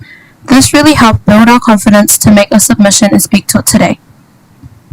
Dear Council, we want you to advocate to the government for better and more healthcare facilities in Horowhenua.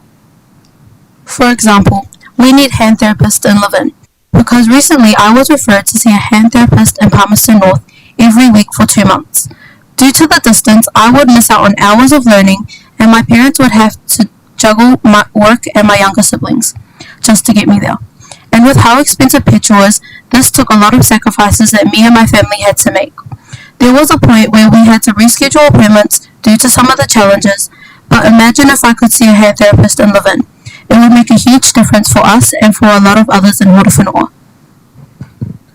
We also need better health services, because in the past when I got really sick, we called the Levin doctors. They kept saying call back tomorrow, and it went on for 2 weeks, and I got worse.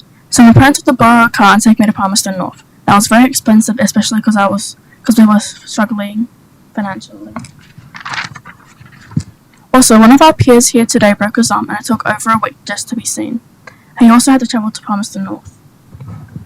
Could you also please advocate for more funding for our schools to have counsellors? Because some of our students are struggling with anxiety and emotional needs, and sometimes they just need someone to talk to. Whawhetai lava for listening. We hope you consider everything we have shared with you today.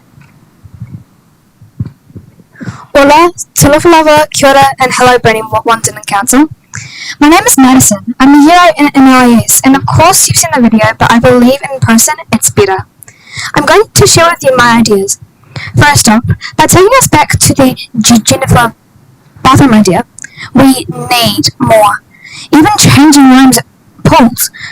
But there are people who aren't specifically boys or girls, and some trans people who don't feel comfortable going to the public bathrooms or changing rooms, while other people are in there.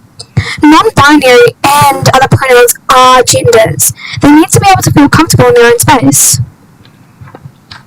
Second, to support our rainbow communities better, we should start forming groups to encourage and inspire Horowhenua to be who they are and stop the hate and show some love. It's okay to be different, otherwise if we weren't, it would be a bland world. To help with this, we should add a free venue with guest speakers to start the groups. A special thank you to Anne, a council staff member here, Evan, a teacher at our school, and Miss Garden, our principal. Kia ora. I'm Madison Winslow. Thank you for your time. That's all from me.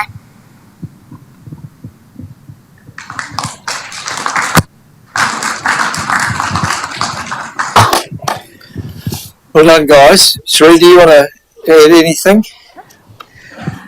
I just wanted to say that these are the voices of the young people of our community, and we were given this opportunity, and we're so grateful to Anne for connecting with us in a personal way. Quite often you see things on the media or on your site, but it doesn't actually connect with our learners. So the fact that you took the time to come out to our school and meet with our students, it just gave them enough confidence to put these ideas together. And these are their ideas. We didn't come up with these for them, and they just spent a lot of time putting these ideas together succinctly, but there's 1,000 more ideas waiting for you in the future. In 10 years time, these guys will be 22 and 23, so they will be employed in our community and hopefully staying here. So we really respect this opportunity to get their ideas out there, and we just hope that today you could see them in person, the cultures that represent our school, the people that represent our community, and the wonderful talent that we have in Levin. Horowhenua. Thank you. Look, I endorse those comments about the wonderful talent. It's fantastic to see a group of kids, and I'm sorry if I use the wrong term, but who are engaged and thinking about what the future lies for the town and the district, because you are the future. So it is very much about what you want this place to look like as to how it develops. So I hope this is not the last time we hear from you, that we just forget about that you've come to talk to us. So I hope that throughout the next 18 months that we continue to talk to you and engage with you and understand some of those aspirations that you have for the community. It's really important, and I hope that the biggest thing you've got out about this is that we are all part of a big community. We all have a part to play in determining what this community looks like, and you have just an equal part to play as I do or anybody else does around this table. And I look forward to that day when you're 10 years time. I hope I'm still around, not at this table, but outside, looking in and seeing someone, like yourselves, sitting around this table, actually making the decisions rather than just proposing them. So, look, thank you very, very much for the time that you have engaged and been part of this process. I hope you've learnt lots as well as being able to feel like you've contributed. And we've really been a highlight, I think, for many of us to have been engaged with the schools and the youth of the town, and it's the first time for us as well. So we've really gained a lot from the process. So thank you, Sheree. Thank you, Evan, for the support that you've given as well for the whole process. And we'll get you back before the end of the year to make sure that we've listened to you properly, and if there's anything else that you want to talk to us about. Thank you.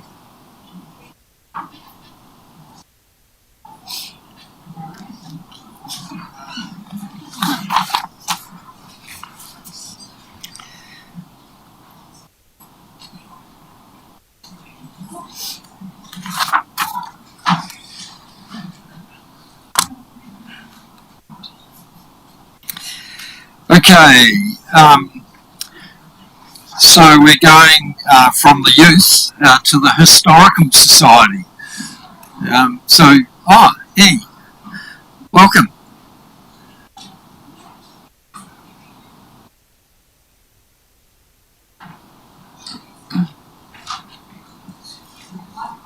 Yes, please. Yep, right hand button. Yep, thank you. Well done. Tō tātou waka ko te rangi mahari e, tō hoi o runga ko te puno te aroha e. Ngā mihi kia koutou. It was awesome to hear those rangatahi from our local school, and good to follow on from those young voices. Kia ora koutou. Mayor Bernie, Deputy Mayor Dave, Pirihira, Paikiti Koutou, our Māori Ward Councillors, Justin, Mana Whenua, Ngāti Raukawa, Tukorehi, Maraupoko, kia ora rā, and Monique is our CE. Kia ora koutou, it's a privilege to stand here as a representative of Te Awahu Foxton Historical Society, alongside our co-chair Jim Harper. To Kena, he gives his apologies. He's busy in a similar process to this, to do with Horizons and their long-term plan today. Otherwise he would be standing here. While the kumara does not speak of its own sweetness, as a descendant of Metatini Tiako, our whānau whakapapa to a principal fighting chief of Ngāti Raukawa in the Waikato before the time of the migration south, and then associated with the whānau of Te Rauparaha. So my name is Henny Collins, and I have been privileged to follow through on regaining some whenua within our central district of Foxton under the TANS building, in fact. And I won't go on about it because I know there's very short time, but Metatini's marriage to an early settler of the lower Maratu, Cook, was arranged by her uncles Te Rangi Haere and others. And alongside Te Kena, he brings in the Ngāti Ngārongo side around the tuku by I Hakara Tukumaru of the whenua to the government because of Tukumaru's commitment to law and order. So we want to work, as mana whenua, we want to work in partnership with the others of our society to tell stories from both the Māori and the Pākehā sides, Ngāti Raukawa and earlier iwi, potentially, as well as the early settler history. And we want to do it in a way that's fun and engaging and brings in all generations, our tamariki, our children, our whānau, and our older people. So, and Jim's the man who can help lead us on that. He's known for a sense of humour and his funky Foxton posters that have been selling very well. And so I think it's time I handed it over to our co-chair, Jim Harper. Kia ora tātou. Kia ora, Henny. Thank you.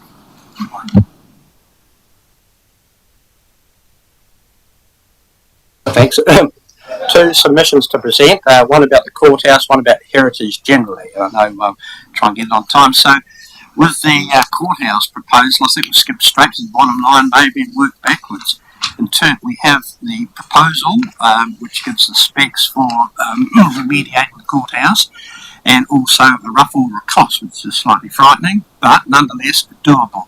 And at this point, I must really thank Council Officers and Monique for having got this over the line for the planning phase. So, working at the bottom line again is basically we're looking for Council to give to consider some kind of endorsement, identify the nature of support. This is sort of moral, doesn't actually cost money at this stage, but a sort of moral endorsement of the project, and then separately some kind of longer term financial commitment in terms of co-funding the proposal, because clearly we can't sort of manifest or demonstrate to other funders about how passionate the people of Foxton are if the council is not in the mix somewhere. So we need, and it's a council-owned building currently, plus it has the designations, doesn't it, Amy? It's a registered heritage site with Heritage New Zealand. Yes, yeah. Waihi Tupuna. Waihi Tupuna, Te Whare Kōti o Te Awahau. Mm. Oh, sorry, yes, it's a designated heritage site, I think actually under my name, Te Whare Kōti o Te Awahau, as a wāhi tupuna, an ancestral place that was given by I Hakara Tukumaru to the Crown, and, you know, associated with the Urupa alongside, which is now I Hakara Gardens. And it's also, it's a reserve for local purposes, brackets museum as well, gazetted 1978. So significant on a large number of levels. We have a concept plan for its use, and I thought, well, it might break at this point. Any questions about the courthouse submission?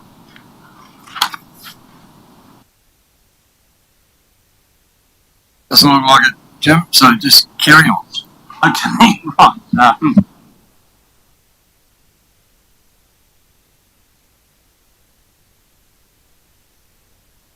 I'll skip straight to the bottom lines. We're proposing several things here, and again, we do not believe they cost money. And I think there's also, as a side note, there's so much community energy that can be leveraged in Foxton that does not require the council to actually pay for it. I mean, examples like the work that Henny, Kennehy and I did to zizz up the lintel, the carved lintel for the Urapa.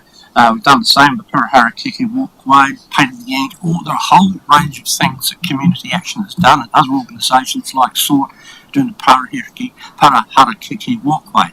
So my point here, very briefly, is there's ways that the council, if it sort of lightens a bit on risk aversion and has some trusted hands to do it, can save itself money and, of course, gauge a lot of community support. Anyway, that's a slightly aside to the main point. The things that we, our asks, and this shouldn't cost money, is designate the North End of Main Street a historic precinct. There are so many significant things, the Urapa, Colonial Cemetery, etc., museum, cenotaph, historic buildings, and so it goes on.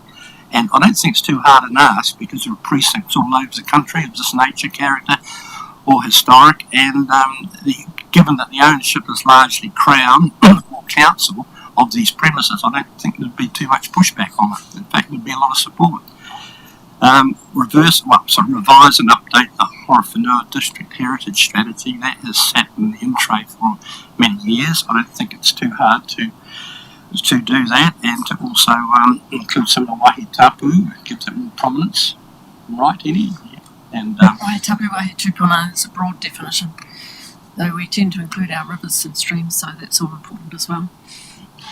Yep, and review and the Bowman, depending which horse is in the room, report to Horowhenua District Council on Foxton Heritage. That was a significant report that was commissioned and paid for by HDC some years back, but nothing seems to have emerged from it. So if somebody could get that out of the archives and look at it again, and I think if there were an HDC staff member or some sort of point within the organisation that we could contact on heritage issues, that would be great. Foxton is lagging way behind in designated buildings. I mean, Levin has 14 heritage designated buildings, according to our historian and advisor. Shannon, the area, has 13. Foxton has 4, considering it's the birthplace of the Manawatu. I should say Horowhenua, but anyway, Manawatu. And that it has, the earliest buildings, the earliest church, the earliest major building, and of course the earliest cottage. And none of those are currently properly designated. So I think there's a lot of work there that could be done, internally. So those are the key asks. We can talk back on it now if there's any questions. Thank you, Jonathan. Thank you, Henny. Any questions from Deputy Mayor David? Yeah, not so much a question, but just to identify those 6 proposals, which are very specific in nature and as such very helpful, that as part of this process there will be an officer report which responds directly to each of those requests, which then council will deliberate on. So I just wanted to put that into the mix for clarity about the process. Thank you. So those are operational issues largely, and there is the higher policy level one, I suppose, of council easing up a bit on, should we say, taking the brakes off community action. Yeah, I just want to perhaps emphasise the fact that we've had so many people through the courthouse in recent years, 2 or 3 years, when we've been able to open it up for open days, and been a lot of interest, even though there's just a few taonga there, but we've got stories associated. And so we've had about 270 people sign in support of saving that courthouse, from quite far and wide. And, it's really the only remaining significant historic building that needs to be saved, and it needs to be transformed into like a hub, a lively community hub that tells our stories with drama and humour and with a lot of fun. Because overall, the courthouse just opposite, I said, always being photographed, snapped, it is a draw card for Foxton, and with the O2NL and various things happening here, more population, it's certainly going to be one of the benefits, because people like history and authenticity, and a place they can view and feel comfortable with good stories, and there are great good stories of Pākehā and Maori occupation at that end of town, aren't there? yeah, some whānau integrate both, of course, and then you've got other periods of history when people were at odds. You had native land court hearings there, all sorts of stories. Kia ora. Thank you very much for your time. I think we've got a question, have we? Okay. Sorry, just need to turn it off again. Thanks. Councillor. Given the financial challenges we face, and there were three options of a rate increase, and I just for clarity, at least in order to achieve some of, probably not all, but some of your aspirations, which of those options would you be supporting? For example, I mean, I'm reading that it's between $1 and $1.5 million to earthquake strengthen this particular building, among other things. And we've got Mavtech and Memorial Hall, just a bunch of things. And the preferred option currently is 2, but means limitations or can't do everything. Or so I just want to understand, where do you sit in order to achieve what you're asking? Support in principle and some financial contribution, would I be right in saying that? Longer term, it's sort of guaranteeing what, say, the council would.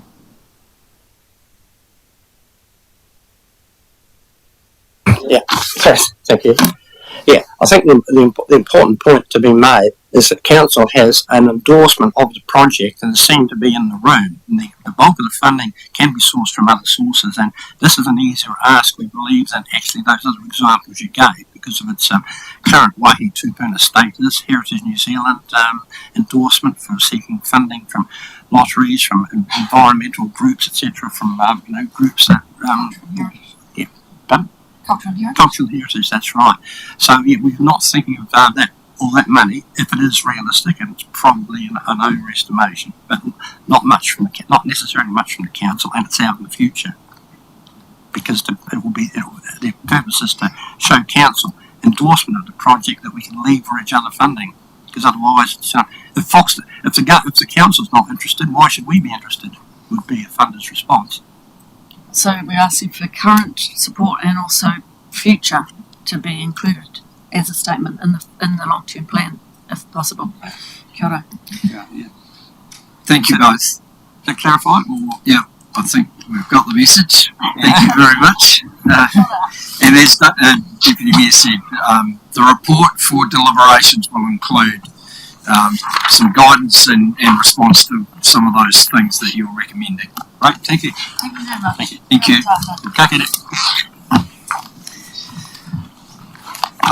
Council, we will take a 5-minute break and be back at 2:25. So that means we start at 2:25. We don't then start coming back at 2:25, please. All right. Thank you.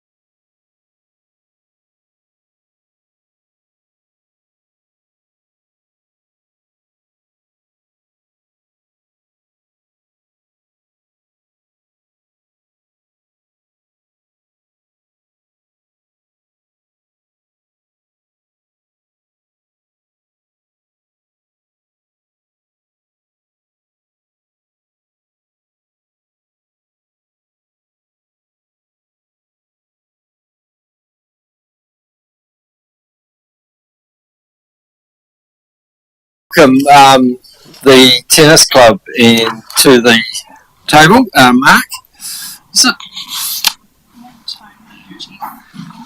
Mr. Paulin, welcome.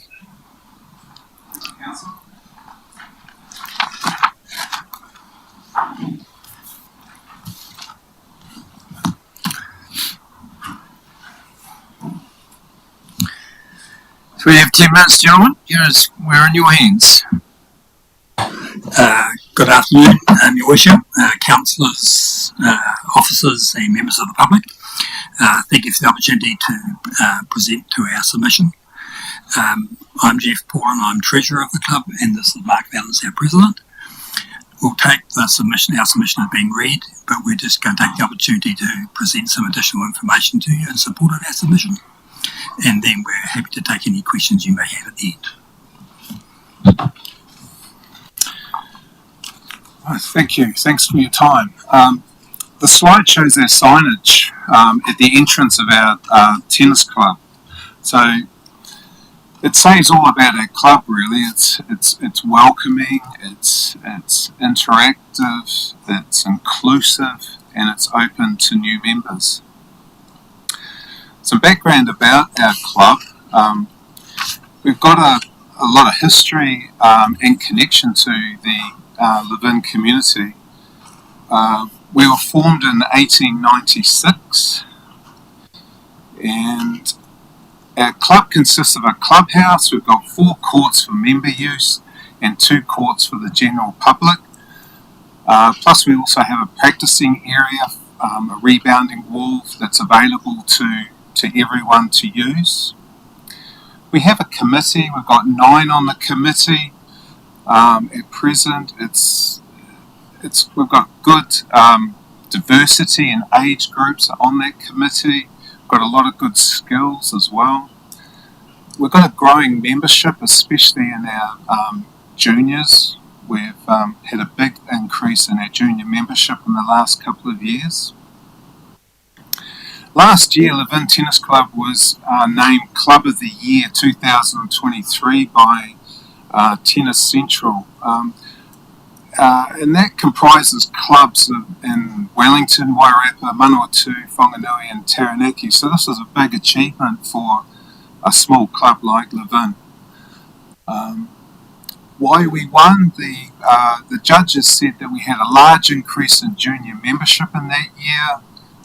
We had an extensive range of activities for members and the community of Levin, and we've got good interaction with the wider community. And of course our interclub results at both junior and senior were excellent. This is a photo of our junior champions, and just this year actually they competed in the Manawatu interclub. We've got 3 junior interclub teams and they all performed really well. They all got in the finals, and this particular team won their finals. We've got a lot of club programs going on at the club. We've got a business house competition which is open to all the wider community and all the businesses in Levin.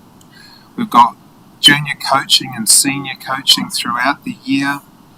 We've got interclub competitions. We've got annual club champs and winter tournaments.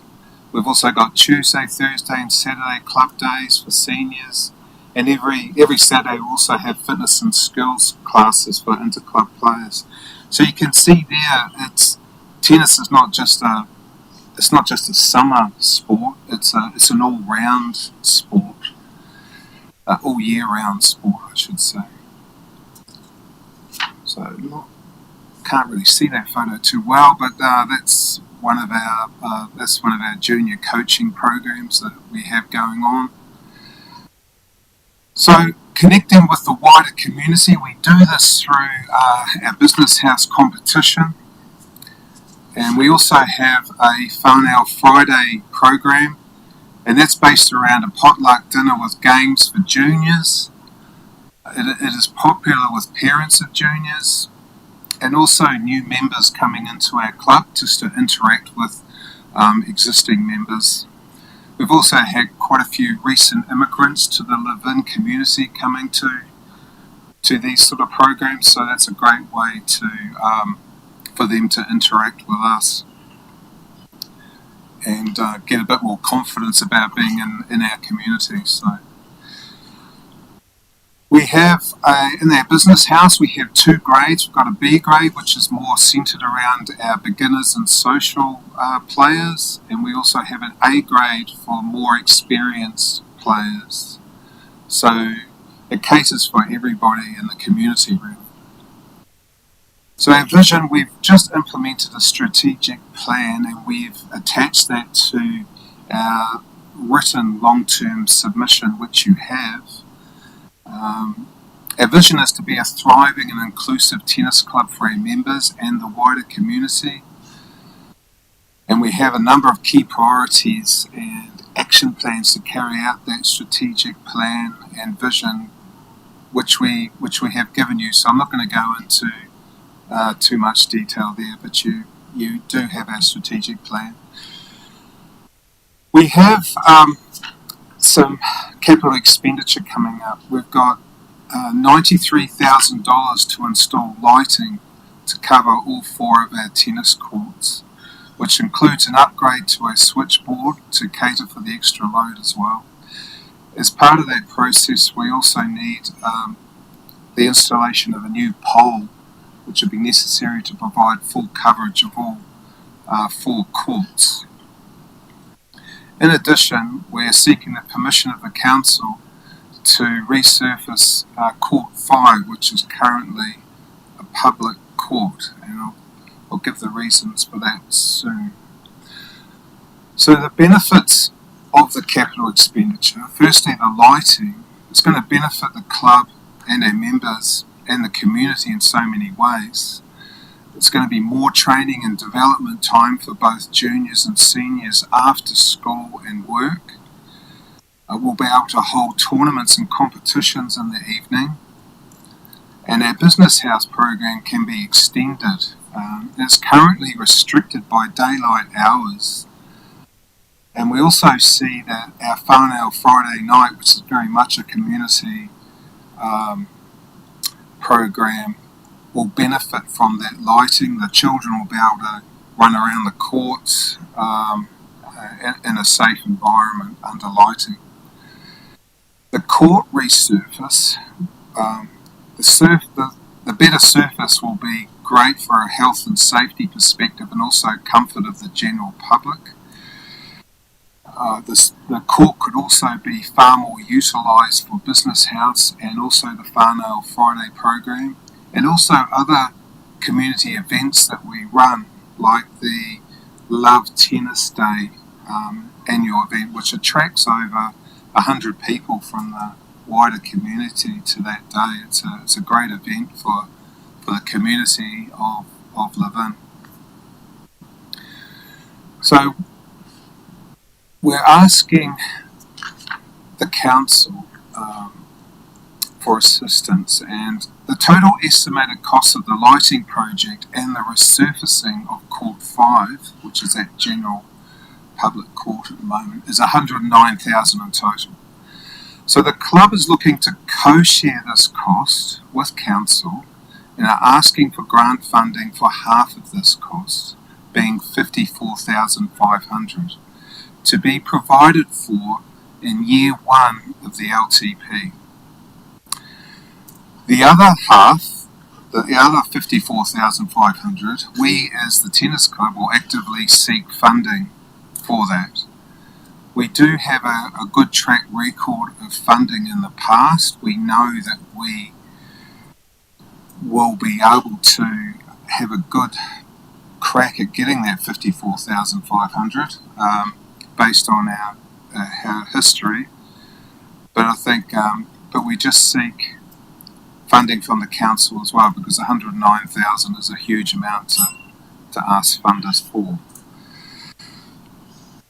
The Levin Tennis Club should be part of the council's long-term plan for Horowhenua and for us to continue as a viable and thriving sporting hub in the Levin and wider community of Horowhenua. We believe this is a win-win for the club, the council, and the wider community. And I'll just leave you with a photo of one of our annual events, which is the Love Tennis Day, which attracts over 100 people from the community. Thanks very much for your time. Thanks, Mark. Thanks, Jeff. We've got time for a quick question if anyone has one.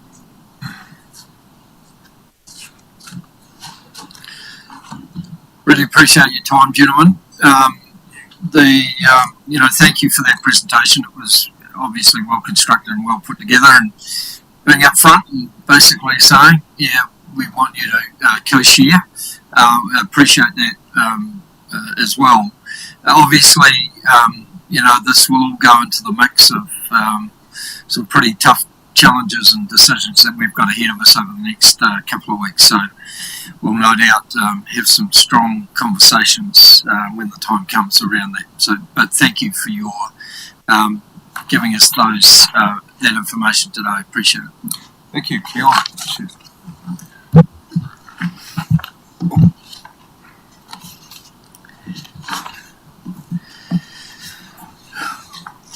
Welcome, Judy and your support team.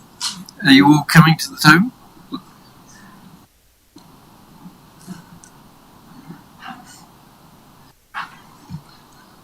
So this is Judy on behalf of the Foxton Windmill Trust.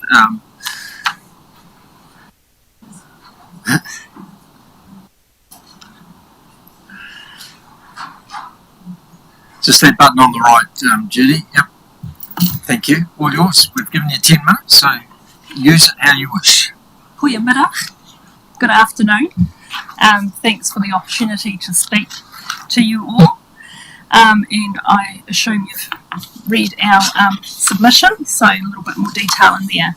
So I just wanted to cover off a few points that we want to drum through, really.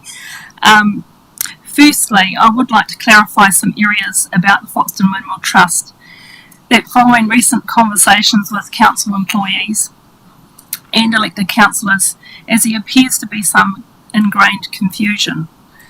The Foxton Windmill Trust is an independent trust. We own, manage and maintain the windmill, Demolin. We lease the cafe building from the council and manage this business as well. We employ 18 staff over the two businesses, a mix of full and part-time. We have 13 volunteers supporting us. The Foxton Windmill Trust Board are all volunteers who often are hands-on in the day-to-day operation of the business. We do this for the greater good of the Dutch experience at the Riverside Cultural Park, attracting local and international tourists to the park, the main street, Foxton and the beach. The windmill just celebrated its 21st birthday, and the cafe, it is now our 10th year in business. The Foxton Windmill Trust is not associated with the Horowhenua Museum Trust in the Te Awa Horowhenua Strong, and any decisions, etc., are separately managed by the two independent trusts. There does seem to be some misunderstanding about this from council employees and the community generally, an assumption that we are the same and also receive financial support from the council, which of course we do not. However, we do work closely and constructively with all stakeholders of the park. So why are we submitting to the long-term plan? Demolin was built as an interactive tourist attraction and employer, an idea that started around 1990, where small towns were dying, including Foxton. Demolin was to become the beacon to attract people off the main highway to the gems that lie beyond, e.g. the town centre, river, beaches, walking, relaxing, and now we include bike rides, water parks, museums, river walks, nature parks, Te Awa Horowhenua Strong and more. We would like tourism, the Riverside Cultural Park and particularly Demolin to be added and acknowledged in the long-term plan to protect the significance and growing value add to our district. Relax. We are not asking for funding. We are asking for inclusion into a tourism and hospitality plan. Demolin is a major tourist attraction for Foxton, the beach in Horowhenua. It will be the beacon to the Horowhenua region once Otaranau is completed. We have planned already to accommodate this substantial increase in visitors, including talking with cruise ship operators in Wellington. The Foxton Windmill Trust needs to be consulted directly when tourism discussions plans are reviewed by HDC, as we are the long-term successful tourism and hospitality business in Horowhenua. And yes, tourism is a business and one of the main generators of income in New Zealand. Tourism is an economic driver for other businesses to be successful. We as a trust have a strategic long-term plan for tourism and growth for the trust, but also the park out to 2029. However, it appears HDC do not have a plan, therefore we cannot know if our plans can align or we are therefore wasting our time. Cafe. To strengthen and grow tourism and the Dutch experience at the park, there would need to be investment in the tram building. Public toilets. These need upgrading as a growing number of visitor buses that call through already put the facilities under pressure. With O2NL, we plan for these buses to increase along with individuals, families and local tourists. We are the first cab off the rank once O2NL is open. The number of visitors stopping from off the main highway to enjoy the green space, facilities, cafe and to stretch the legs will grow immensely. And once the park is opened up to the River Loop Park, this will further enhance the experience. We do have plans to expand our offering at the cafe, night dining and dining experiences. To do this, our current kitchen cannot cope with that planned expansion. Our plans do also include an outdoor kitchen, which we will utilise ourselves. We plan to also offer this to be hired by other cultural groups who can show how we can show how we mill the flour, and they can show the community how they use the flour once that's milled by themselves within their food culture. Enhanced dining experiences will be offered to our community and visitors to our region with evening dining and extended menu options. Imagine being able to dine on the deck of Demolin on a nice evening. Working with us as a trust is a benefit to the council as we have the community's interest at heart and we are not in it for our own personal financial gain. Demolin and the Foxton Windmill Trust has a national and international recognition already. Our plan includes increasing this recognition which will benefit the community. We are an exceptional partner, an exceptional tourist destination, an exceptional tenant. Also, a building of significance, a place of cultural identity, a cornerstone for the 150,000 Dutch descendants and hundreds of thousands of their descendants that can link to their heritage that live in New Zealand. This also opens the awareness to our main street, the beach, and Te Awa Horowhenua. The windmill is a magnet. Our issue is, we see there is a lack of acknowledgement and support for the Foxton Windmill Trust and tourism in the long-term plan. Considering what we add to the community and the district, the windmill is often held up as an icon for the region and great photo opportunity for many public profile people during election time. We submit to the long-term plan that tourism, the park, the Foxton Windmill Trust and undoubtedly Demolin are included strongly in the LTP. Help us help you grow tourism in Horowhenua. We are proven. Thank you. Thank you, Judy. Well done. There is time for a quick question if anyone's got one. I suppose the question, Judy, if you've read the nearly 500 submissions that we've had, it's very much talking about the challenges that we have and that we need to cut our cloth accordingly and to, I suppose, not have the nice to haves and only do the must-haves. Where do you see Demolin sitting in that spectrum of nice-to-haves to must-haves? I think we're definitely a must-have, because if you don't have us, you lose a lot. That windmill needs to be maintained, it needs to be looking good. If we're not there, people won't come to the main street. The cultural park will be dead. I mean, at the moment we don't open on a Wednesday in the cafe, and it definitely doesn't have that same vibe. So I think by not investing or even including us, that's half the thing, is, you know, that I've been on the phone to you, Brendan, because we just get ignored, and it's not until we start rattling some cages and then people come and talk to us, but nothing happens. So we're not even listed in the long-term plan as part of thinking about where we fit in the future.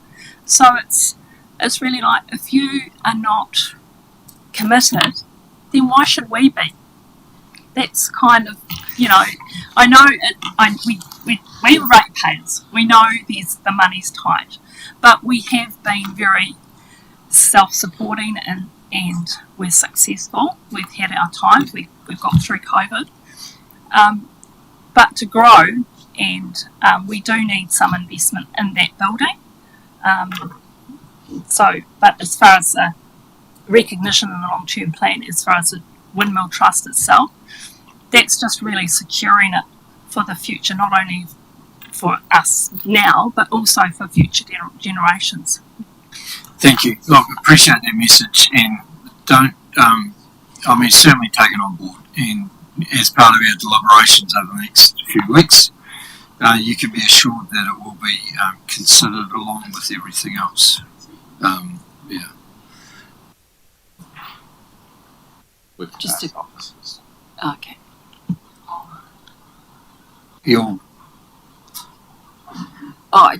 So not speaking of the windmill, but the Dutch oven, or the cafe which council currently owns, or there's this. Okay, you can clarify then. It's Cafe de Molin. I've been here too long. That's what that shows, because that was the previous name. So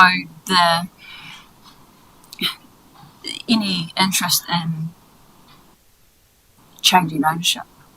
Like, is that ever been in the mix? Like, it's obviously not core business of council to be. If we focused on infrastructure, like many people tell us to. Well, maybe that's a conversation that we need to have, but that hasn't been offered. But that's not off the table. But that would need, it's what the condition of the cafe is in now and what that would look like. But it's not off the table. Up to the powers that be. Yeah. Thank you. Yeah, appreciate your time. Thank you, Judy. Thanks, Lindsay. Thanks, Kathy, for coming today.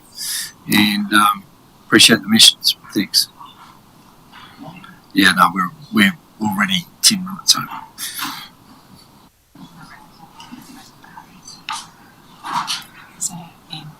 No, okay.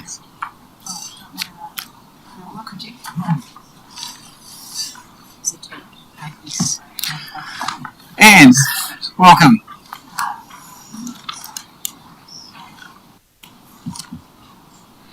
You know the drill?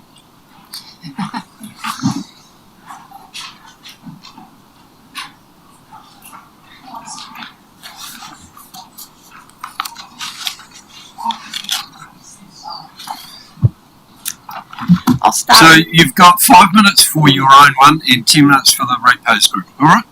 Sounds Thank good. you. I'll start with Brian and I. Good afternoon. Every year for the past 15 or more years, Brian and I have advocated that there should be user pays mentality to the services the council provide. This LTP, it seems that finally this has been taken on board, and we are very proud of you all. We've also, over these years, continued to remind council that it needs to be concentrate on core services of council and leave the nice to have for when there is funding available. From our submission, I bring up 2 points of importance. Under services, option Two, we believe the council should trim the budget by looking at reducing hours that Te Tākere, the youth space, and Te Araha newsroom are open, hence reducing staffing and utilities costs. A survey of the customer flows will provide evidence of when there are limited visitors to, limited use of these facilities, which will show in turn when such closures would have limited impact, as opposed to just choosing Sunday afternoon or whenever. The rates and admission policy. Now this is my bunny and I'm really onto this one. Part 7 of the rates and admission policy was created to overcome the anomaly of the rezoning of Fairfield-Roslyn Road area from rural to residential after the development of the Okarito subdivision on rural zone land. This was adopted in July of 2014. Background information for those that don't know. This provided rates relief as the land was still being utilised as rural land regardless of the zoning. Now, Council wants to water down the remission policy that was adopted just on 10 years ago. It is noted that the 3 parts that are to attract a cap on funding level are parts 7, 12 and 14, and are the 3 areas that the rural ratepayers receive the largest remission. Also, that the 4 proposed new parts, 15 to 17, and the rates per postponement policy will majorly benefit urban ratepayers.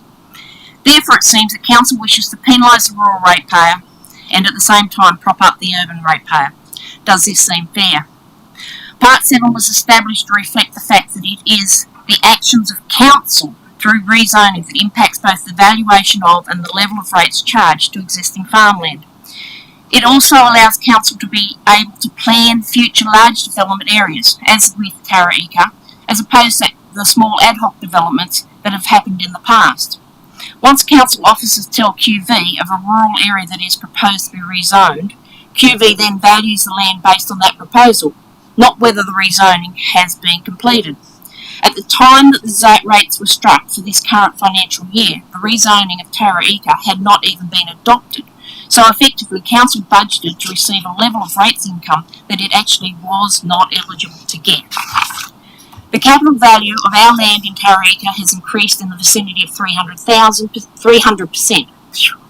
HDC rates have increased by the same percentage, but the land is not providing 300% more income, nor has it grown in size by 300%.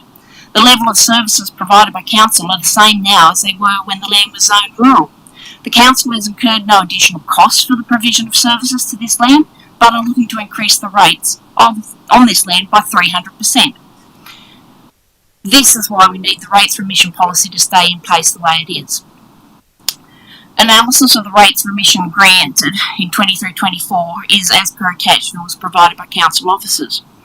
It should be noted that the rates remission under Part 7 rezoned land of $226,440 includes $183,100 that can be directly attributed to the rezoning of Tara Ika. If you add 17.4% increase to each of these remissions, Compassion Housing remission will increase to $163,000, Council utilities to $140,000, leaving only $327,000 of the $630,000 budget to cover the other parts of the existing remission policy. Parts 1, 2 and 5 will reduce by this figure by another $43,000. Part 7's caps at $220,000, bare land and contiguous, which both reflect farming land being needed that are devoid of houses and using next door neighbour land, will be then reduced even further. Some of this contiguous non-common ownership land is marry land, under which the Council policy only attracts rates if the land is generating an income. Without the land being leased, there will be no income, and the HDC will be in a position that no rates will be received at all. Brian and I do not support the inclusion of parts 15 to 17, nor the addition of the rates proposed postponement policy. The costs of these policies will further reduce the amount available from the capped remission budget. Rates postponement should not be adopted. Council needs to concentrate on its core services and leave the lending of money to the financial institutions that are experts in these areas. We believe that if you did a cost analysis, benefit analysis on these 4 new additions, it would be obvious that the cost is high, the benefit is low, and the remissions policies are purely a good feel-good exercise.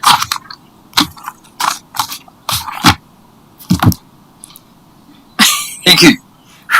Rush through that, yes. give you a breather for a second. Are there any questions on that part of the submission?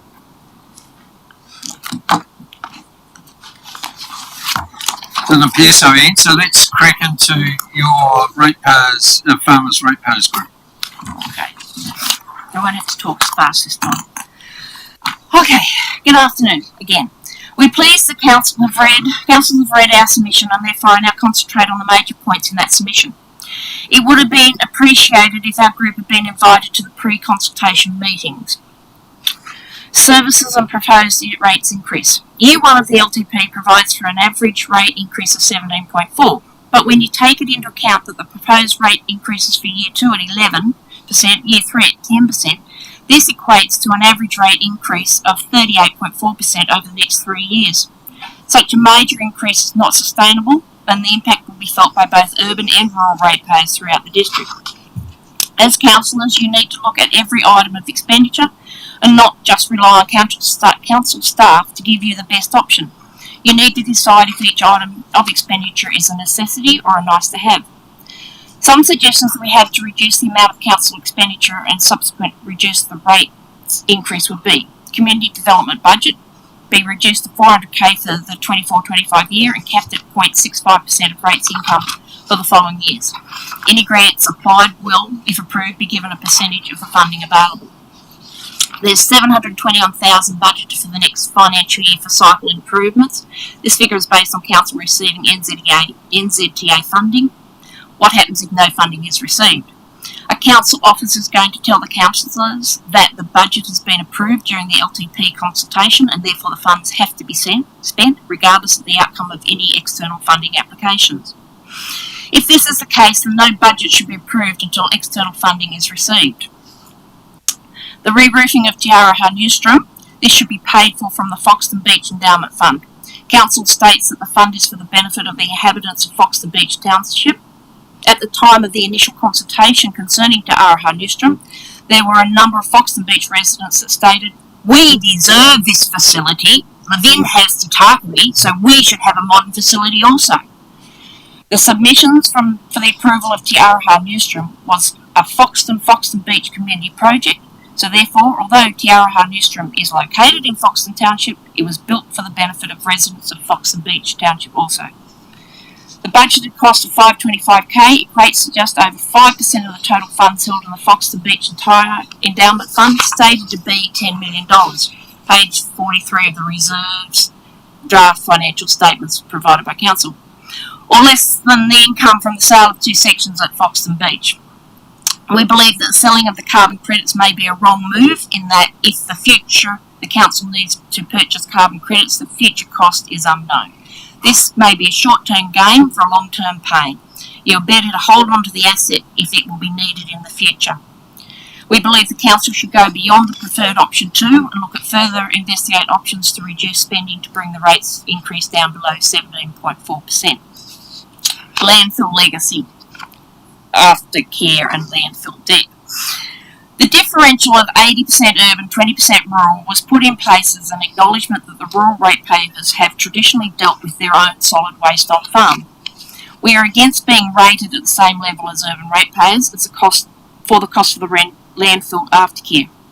We, the ratepayers, did not contribute to the landfill to the same extent that the urban ratepayers did, so why should we be burdened with the ongoing costs at the same level as the urban ratepayer? The cost of the landfill aftercare and debt should be split on an 80% urban, 20% rural basis. This would also mean that the targeted rate would now attract a differential, and this would remove that rate from the 30% cap on targeted rates. In turn, this would allow the proportion of representation and governance budget that has been added to the general rate to be placed back into the representation and governance targeted rate. Rural ratepayers pay a differential of 0.5 with regard to the general rate, which is in recognition of the large land areas and subsequent values required to farm economically. As there are only 473 rural ratepayers in the Horowhenua, those 473 ratepayers are individually paying more of the general rate than the 10,000 urban ratepayers are paying individually. Sharing costs. Horowhenua Farmers Ratepayers Group has for many years advocated for a user pays policy, and it is pleasing that it is now being taken on board. Council has, for the first year of the LTP, moved as close as possible to the 30% cap on target rates. But it is noted that from the projections that from year 2 onwards, this percentage declines rapidly, so that by year 4 of the LTP, the percentage is down to 24.5%. Targeted rates are a tool to ensure user pays and should be maximised where at all possible. Rates remission policy. So the council is saying that the cost of to the council of the remission is high, and that there needs to be a cap on the level of funding available. But in the next sentence, council wants to create 4 new remission parts. They say that Part 11 will not be available from 1 July this current year. So Parts 7, 12 and 14, the remissions that make up the bulk of the remission funds, approximately 339k of the total HDC remission amount of 658, and this is this current year that we're in. These are the 3 areas that the rural ratepayers receive the bulk of rates remissions approvals. The rural ratepayer is suffering from the cost of living crisis as much, if not more, than the urban payer. Not only have our costs gone up, but our level of income has reduced, with the downturn in the lamb and beef income and a decline in the level of milk payment. It's almost like the clock is being turned back 15 years, and again HDC council staff and councillors are of the mindset that the farmer is rich and he can afford to pay the bulk of the rates burden and help to prop up the urban ratepayer. Therefore, we do not support the addition of Parts 16 and 17, and would only support the addition of Part 15 if it was limited to 1 year only. One-off application that cannot be granted year on year.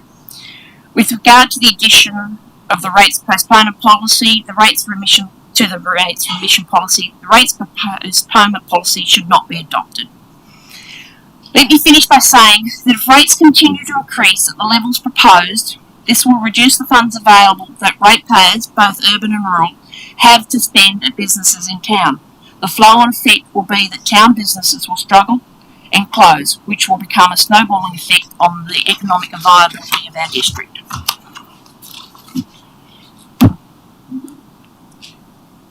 Thank you, Anne.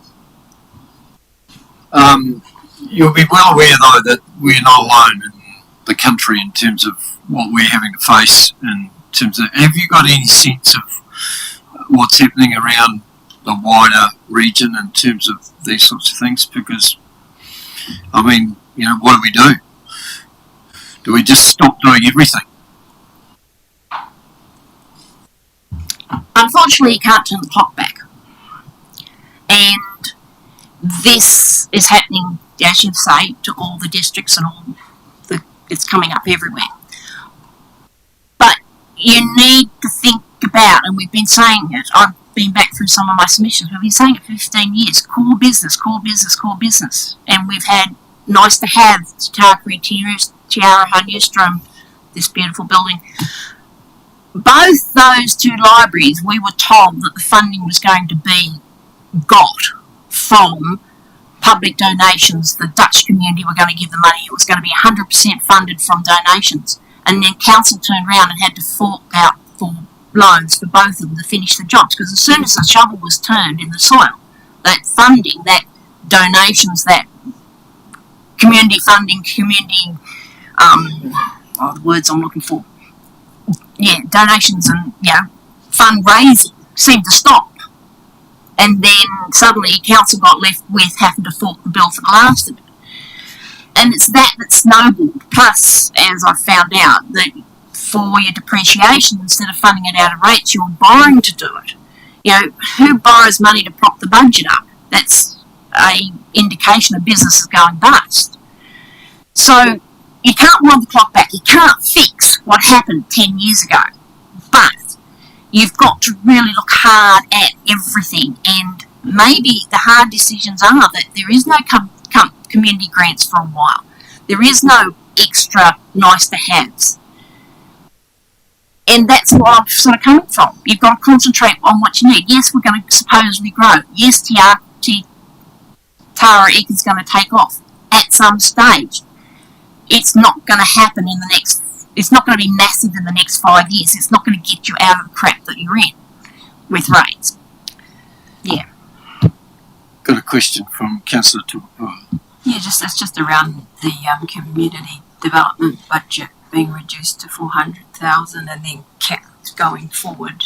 I don't know if you've been watching, but you'll be aware we have contracts for services for community safety, the community patrols, the lifeguards at the beach, the camera trusts, and obviously they've all bar one asked for increases. And when you're asking for quite a significant cut, what's your way of approaching that, or with that knowledge do you change your mind?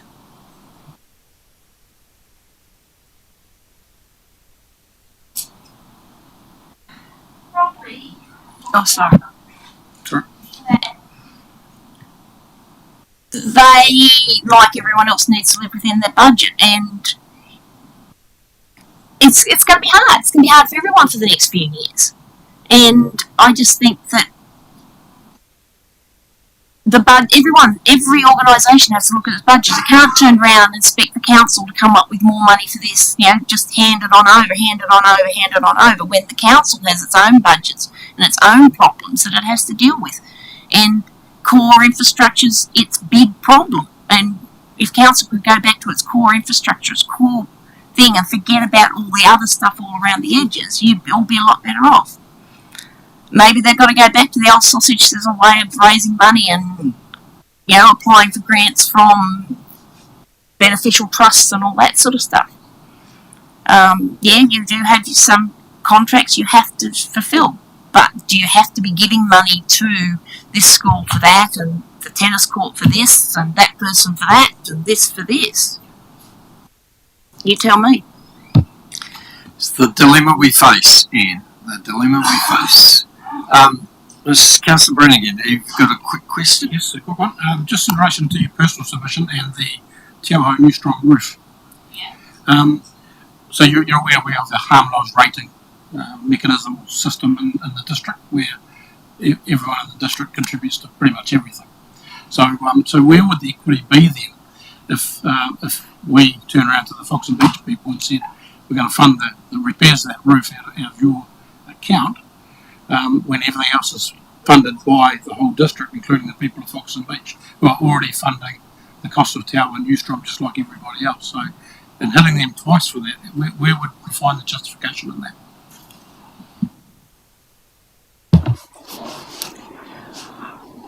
If the Dutch community and everyone else that pushed so hard for Te Horowhenua District had come up with 100% funding that we were bullshit told about in the beginning, I would quite happily have the re-roofing come out of the council funds. But council had to borrow money to finish that off because the funding wasn't there when it was started. And council was fed, the council at the time was fed a pretty good fairy story about how it was going to make it the place. It was going to be like Foxton Tourist Hub. There were going to be bus loads of people coming off the boats that come into Wellington just to come and have a look at Te Horowhenua District. Does that happen? I don't think so. So and the other thing is, if you've got $10 million sitting in the endowment fund, why isn't it being used for things that need to be spent for Foxton and Foxton community? Foxton Beach community.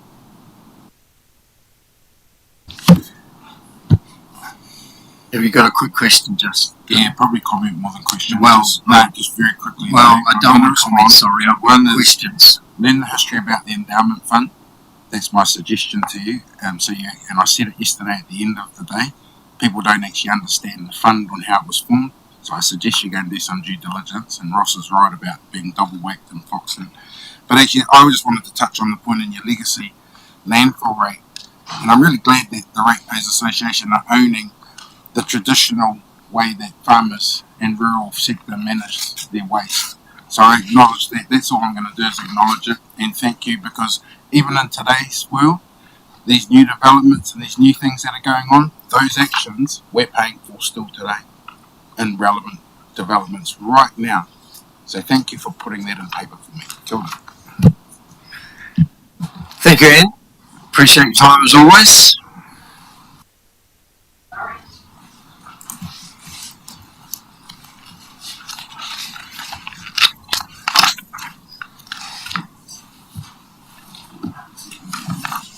Our next submitter is Peter Everton. Welcome, Peter.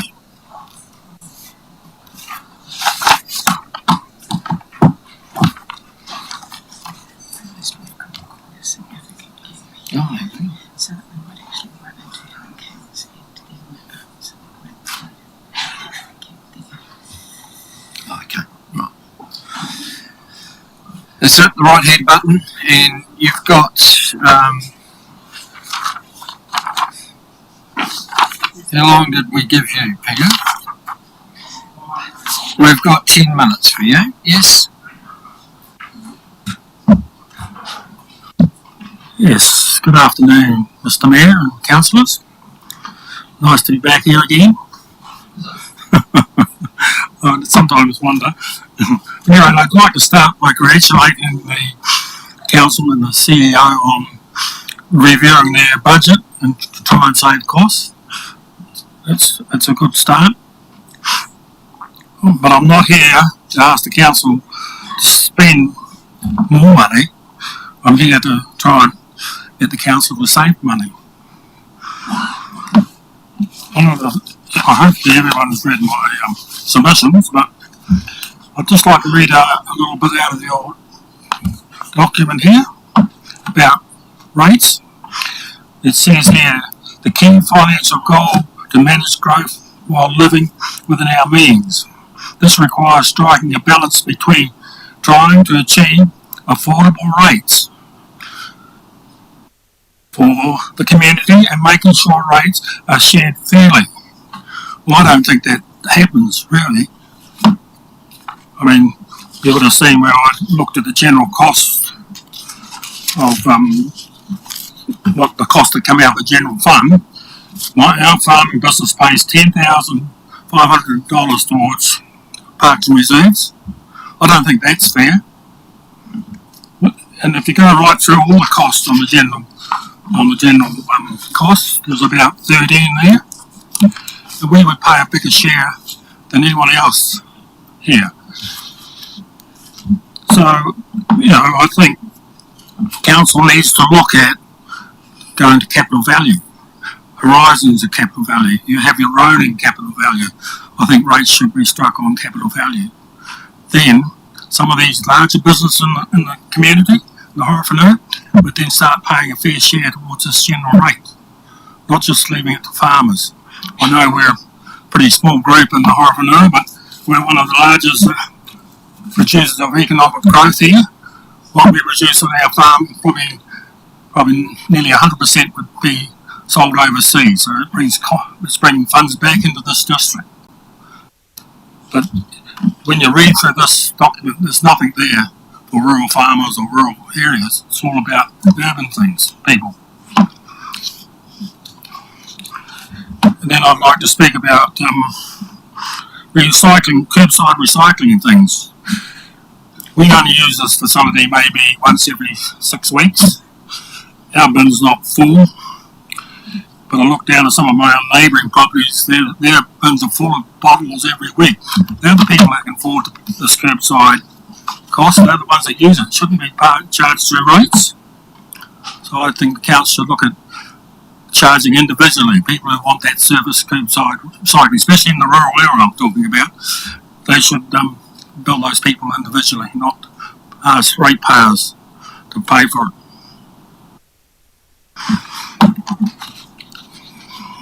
The thing that often amuses me, in previous long-term plans,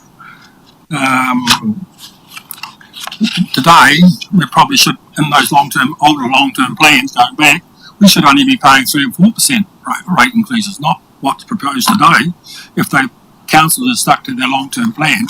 So I don't know why they put these things in the long-term plan, projecting where council rates will go in the future, because they never go down, they always go up.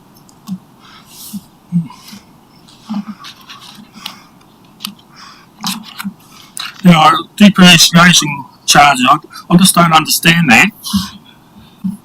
Councils shouldn't be charging for depreciation. I don't know what you do with that. Do you put it in a fund separately? Because really, if we're doing that, what we're doing is paying for future capital development, which we shouldn't be.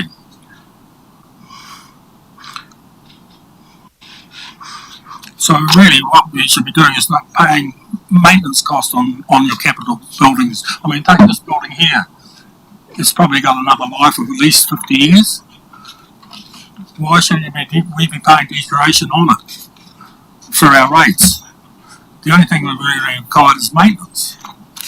Any future development should be paid by the ratepayers of the future, not us today. Councils are not like any other business in the real world who rely on lots of other conditions. We have to rely on lots of other conditions to make any money. Weather events, overseas market can affect us. You know, the OCR up and down, it affects our business. The councils are lucky. When they want more money, they just increase their rates. They don't appear to think about especially the rural people, the people who like the farmers who provide the economic growth for this district. And then the other thing I wanted to mention was about going back and council having their own works department. I can remember when both councils had, before 89, had works departments. They ran them very successful, and I believe we could save a lot of money for ratepayers by having the council having their own. I don't say don't use local contractors, but if the council got a rather large works department, they would be able to get better service out of some of these other contractors. I mean, I went up Tara Road the other day, and there was, I think there were Higgins, if I'm rightly, there was about 5 or 6 guys just sitting around doing nothing, busy puffing on their e-cigarettes, and just doing nothing. That's not a good sign. I'm sure if a council-run operation, that wouldn't be happening with a good engineer and a good CEO, and we have a good CEO now.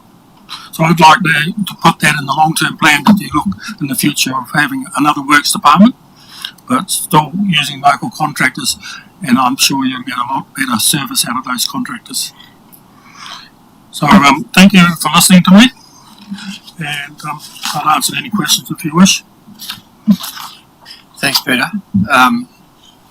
As always, a full range of topics covered there. Just for your info, we've had that capital value, land value debate. That was part of last year's long-term plan amendment, and the council table decided not to introduce capital value rating. It stayed with land value rating. So that conversation is probably, at least for this term, is dead and buried anyway, but it may, some in the future may well bring it back. But yeah, just to that. So is any other questions that councillors have for Peter?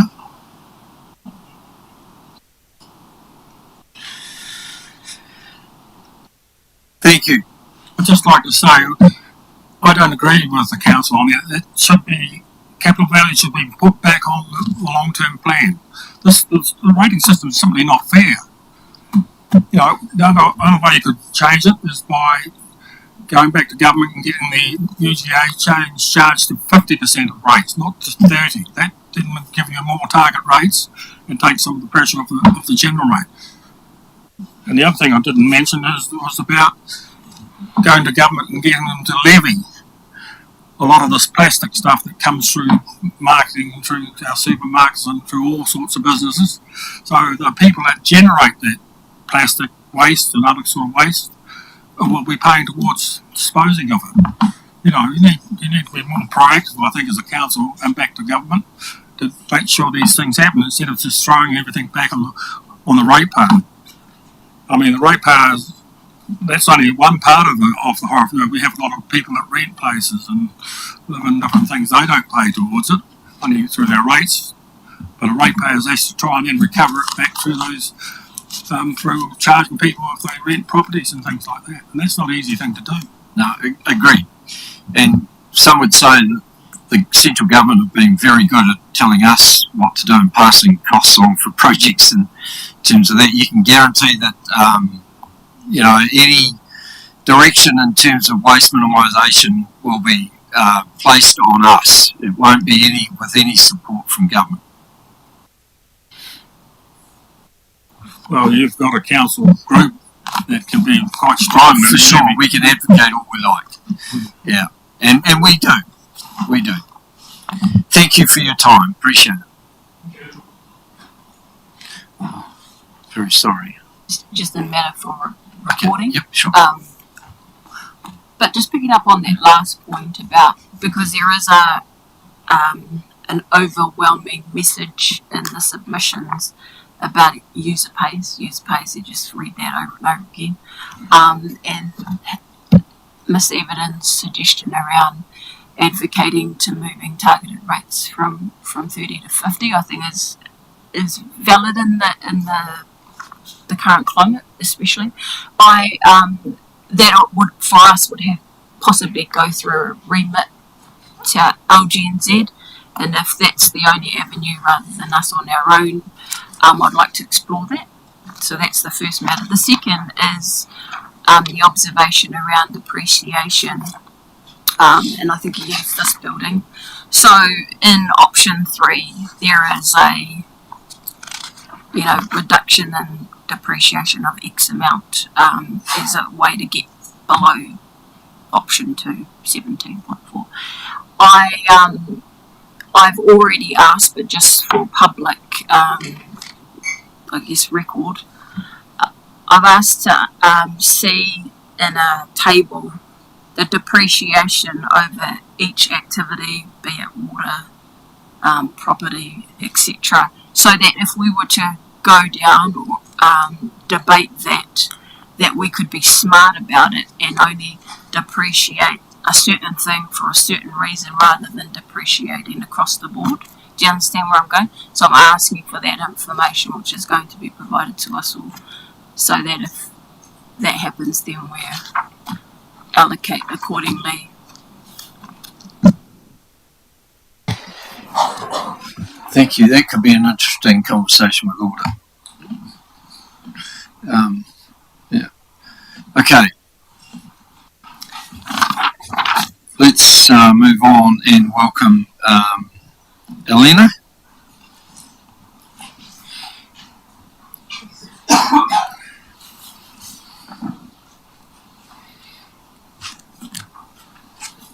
Sorry, I probably mispronounced that, did I, Elena? No. Welcome.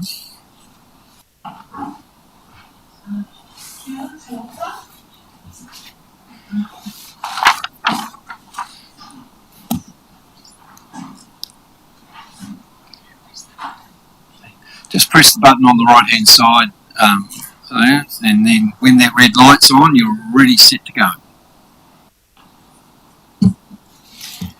So kia ora, talofa, my name is Elena O'Sullivan.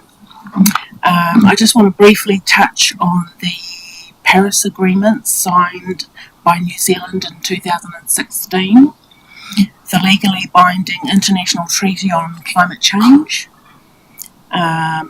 Implementation of the Paris Agreement requires economic and social transformation. But how do we achieve this? What does it look like? How do we adapt to the impacts of pollution and climate change? Out of all the things I wrote about in my submission, I will focus on a resource recovery centre for Horowhenua, as I only have 5 minutes. I really believe in Trash Palace Poriraua's original concept that was sadly lost along the way.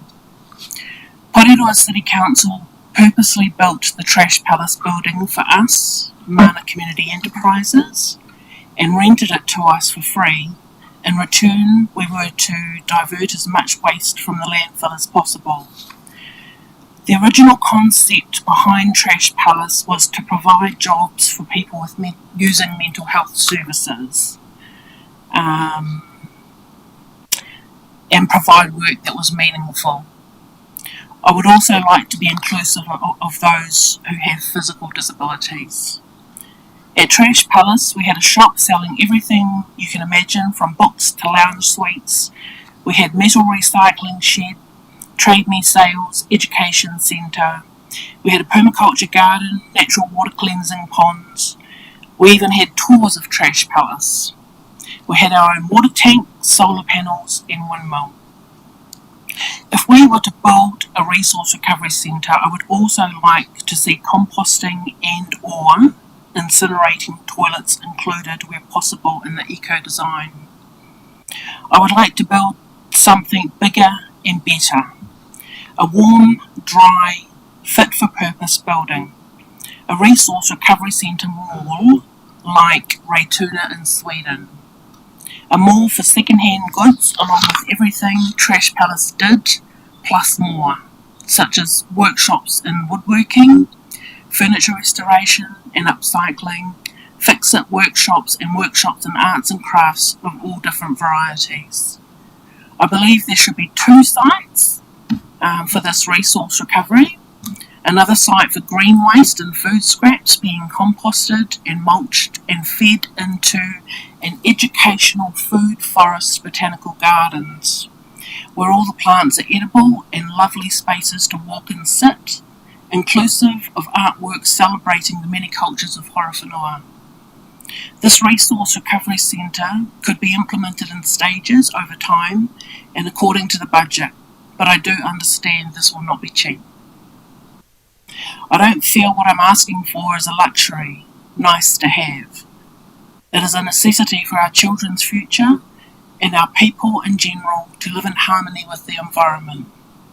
The 191 countries, including New Zealand, signed the Paris Agreement for a reason, because we know we need to do better. Thank you. Thank you. Appreciate that message and the way you've delivered that. I think was really good. Councillor Boyle. Love your vision. You will be pleased to hear that we finally have a line in our long-term plan budget for climate change. It's $100,000. Do you think that is going to help make a difference? To start. Cool. There is some talk around the table in our long-term plan about just giving up on recycling because it's too expensive. Do you think that's a realistic option? I just wonder what's more expensive,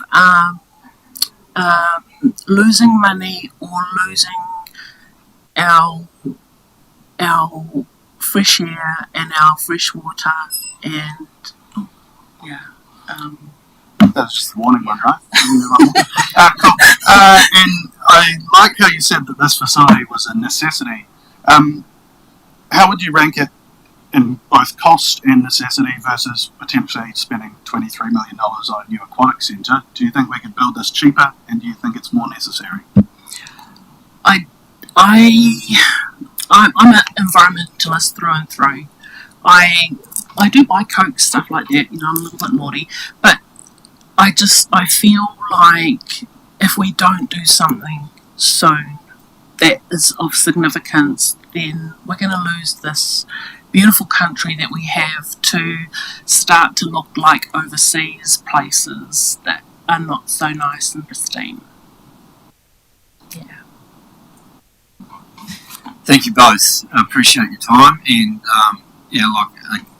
you've given us more to consider in terms of where we end up with this long-term plan and lots to consider.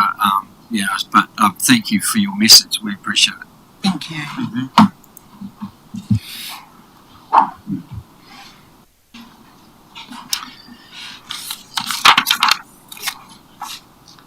All right, our next submitter is Helen King, representing Environment Network Manawatu, and Helen's going to be online. So we're just...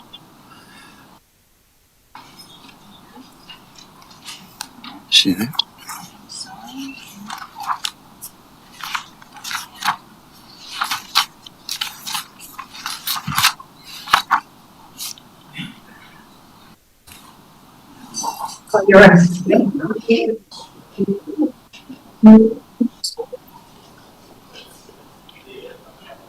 Can you hear us, Helen? Yeah, can you hear us? I can hear you. I just don't have a little screen to look at. That's all. Yes, I'll just start the video. Kia ora. Kia ora. Welcome. Thank you. You're able to start when you like. Awesome. Thank you very much for the opportunity to talk to our submission today. My name is Helen King, and this is my colleague, Mazbat Chow. I was getting her name wrong. Who is the ELM coordinator. We'll talk to our submission because obviously we understand this as read, and we look forward to any questions you may have in regards to this.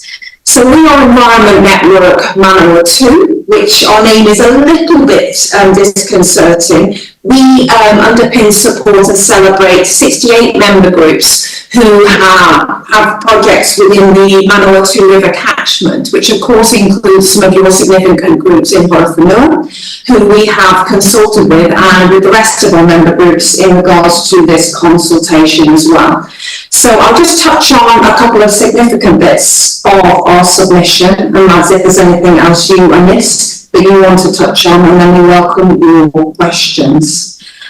We notice you consult quite widely about quite a few environmentally linked situations and things that you want feedback on, one of those being your WIMP. And something that we've noted as a possible initiative for you to consider within that and within your waste management is community composting. We have recently trialled a scheme with community composting where we're giving people bins. We have 6 key sites that they're going to take their compost to. And this is a way of bringing that food waste into a useful matter that people can use in their gardens. And we see it as potentially a really good complement to more municipal food waste systems when they have to be used by councils in 2030. The other thing I'd just like to speak briefly to is reference to things like climate change and the restoration of biodiversity in the area. And how long is a long-term plan as well?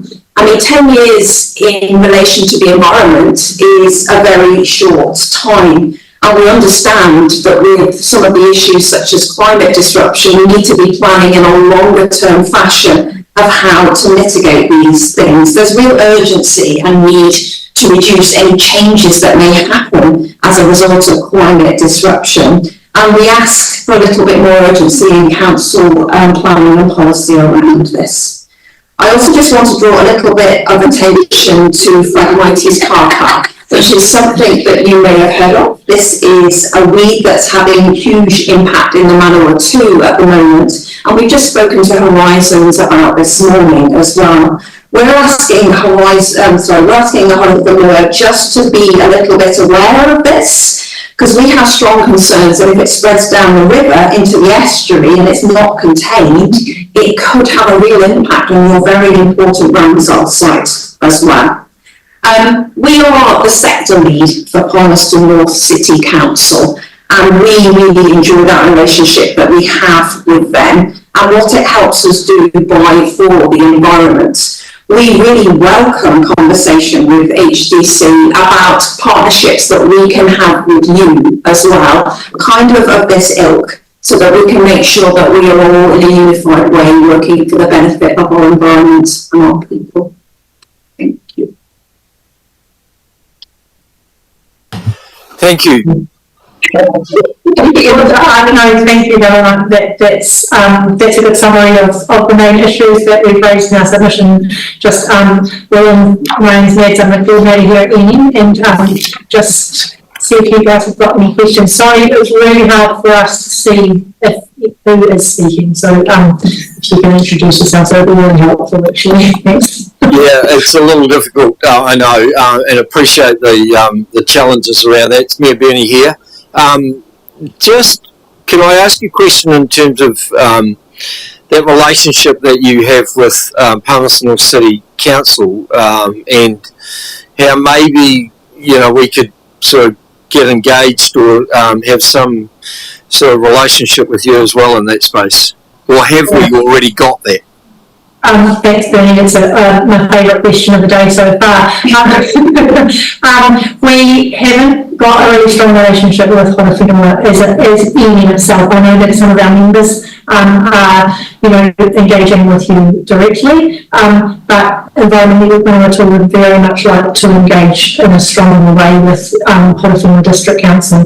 The relationship that we have with Palmerston City is as a sector lead organisation for the environment sector. So that what PNCC have done, we used to be funded through their kind of community their strategic priority grants, so a contestable fund for community kind of development work, and we always were, we undertake community development work in the environment sector. So we've been communicating and supporting the community groups that focus on environmental work for 20 years in the Manawatu. The Manawatu for us being the Manawatu River catchment. And so, but largely our strongest supporter council-wise has been Palmerston City Council, and over that 20 years that has grown and grown to the point where now we've been taken out of the contestable funding round, and we're now kind of aligning the budget that says this is a really important sector lead. So we're not just delivering programs, we're actually supporting and coordinating our members for building their capacity and capability, and for helping people to connect with them. It's quite a wide-ranging set of services that we undertake as that sector lead. We're able to engage. Another thing that we do as part of that partnership is that the city councillors are coming to us, pre-consultation, sometimes even pre-policy development, and saying what do we need to be including, who are the people that we need to be talking to, and we're able to connect them to key environmental thinkers around that stuff, and start to feed in that kind of community environmental lens at the early part of policy and strategy development. Cool, thank you. Yeah, it takes some resourcing. So we've got, but I think that before resourcing, I think we want to talk about kind of saying to build that relationship, build those conversations with your officers and with you as councillors. Appreciate that, thank you. A quick question from Councillor Grimstone. Yeah, hi, this is Councillor Grimstone. You've mentioned in your submission around the composting buckets that ran for the 12-week project. I'm just keen on some commentary around what the rest of that looks like and whether PNCC have provision for ongoing trial of that in the long-term plan. Yeah, PNCC is doing things at various layers around that food waste stuff, so that they obviously are within the work need to look at how they're going to do that on a citywide level with curbside collections, looking like they're coming in by 2030. And they did resource us to undertake a kind of our own bit of trial around community composting part of that. So we did our 10 weeks of is that what you're speaking to? Sorry, just double checking. Yeah, thank you. So we did 10 weeks of a quite small trial. We had about 45 participants. We've just finished the last. The last site has just finished its final 10 weeks, and we've diverted over 1.5 tonnes of food waste from the landfill into creating actual compost that can be used on site. So what we're looking at here is these very minimal, very small scale community sites where the community itself is involved with the process of composting. That's neighbourhoods getting together, and there's community connection and cohesion that happens because of it. And then the compost that's created can be used on site in the community garden or private garden in some instances, and creating the food. So that's the model that we're looking at, and what we hope to do next would be to solidify that model a little bit, and put around it sort of some processes that people can then replicate and becomes bigger and bigger, just and easy for people to take up and copy pretty much anymore. It's run out of time.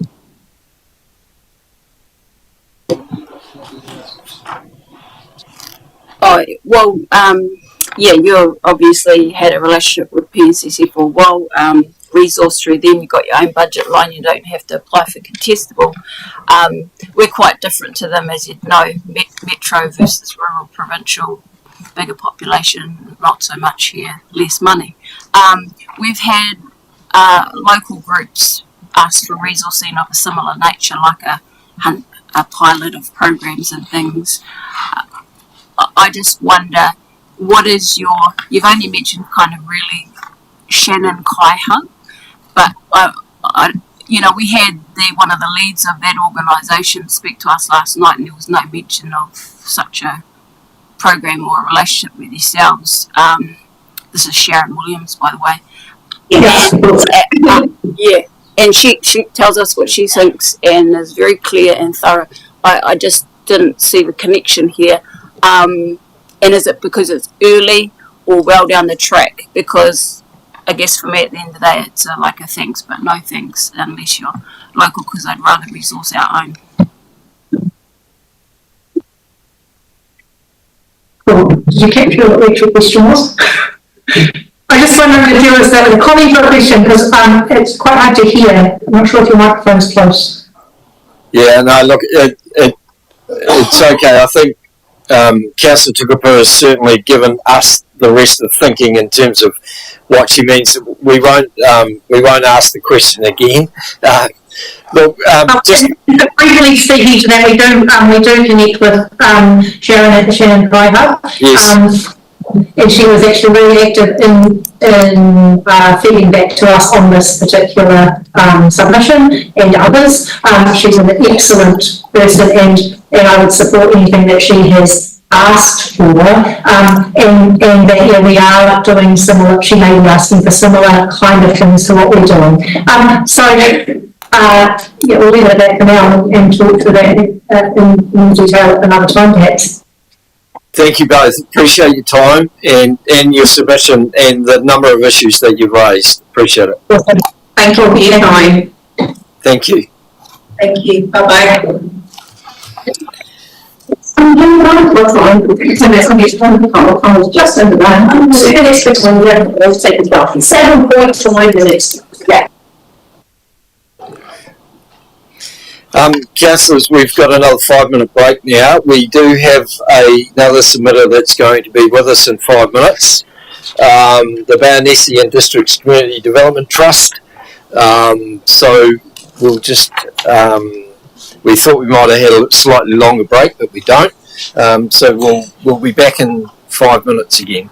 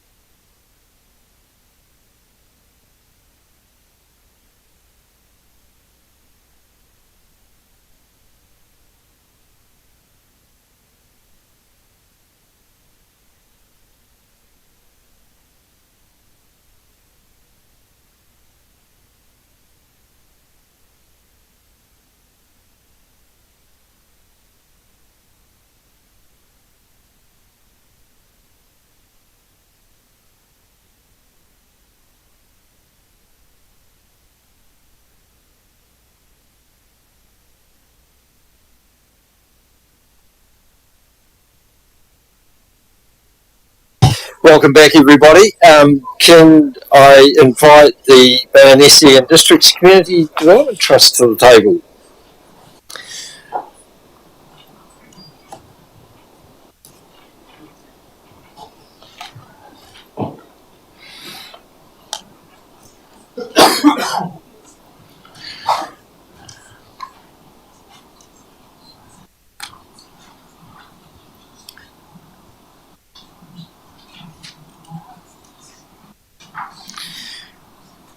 You're probably used to the Manawatu District Council chambers, I would imagine, and so this is a little bit different, but welcome to the mighty Horowhenua, and look forward to hearing from you. Thank you.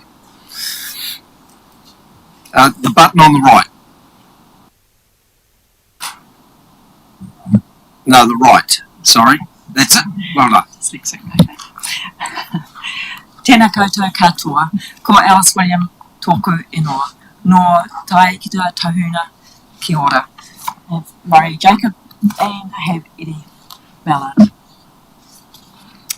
In your long-term plan, the Horowhenua District Council have asked for feedback on 3 key questions. One is the service needs.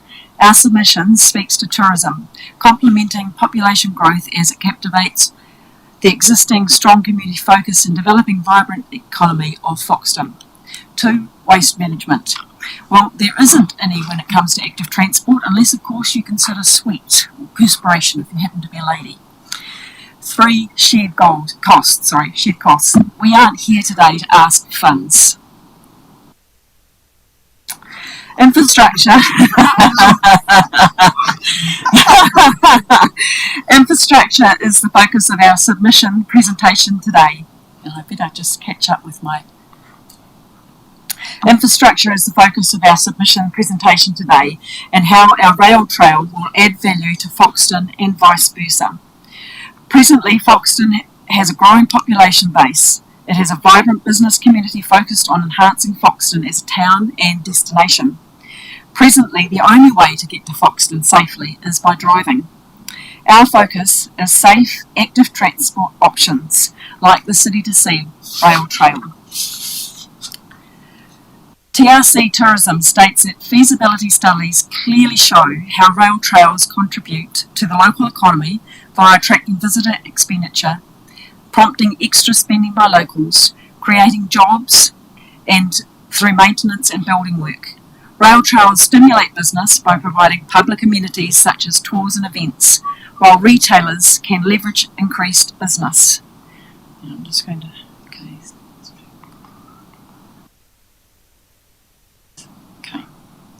The Centro Otago Rail Trail estimated the direct economic benefit of a trail is about $8.1 million in 2011.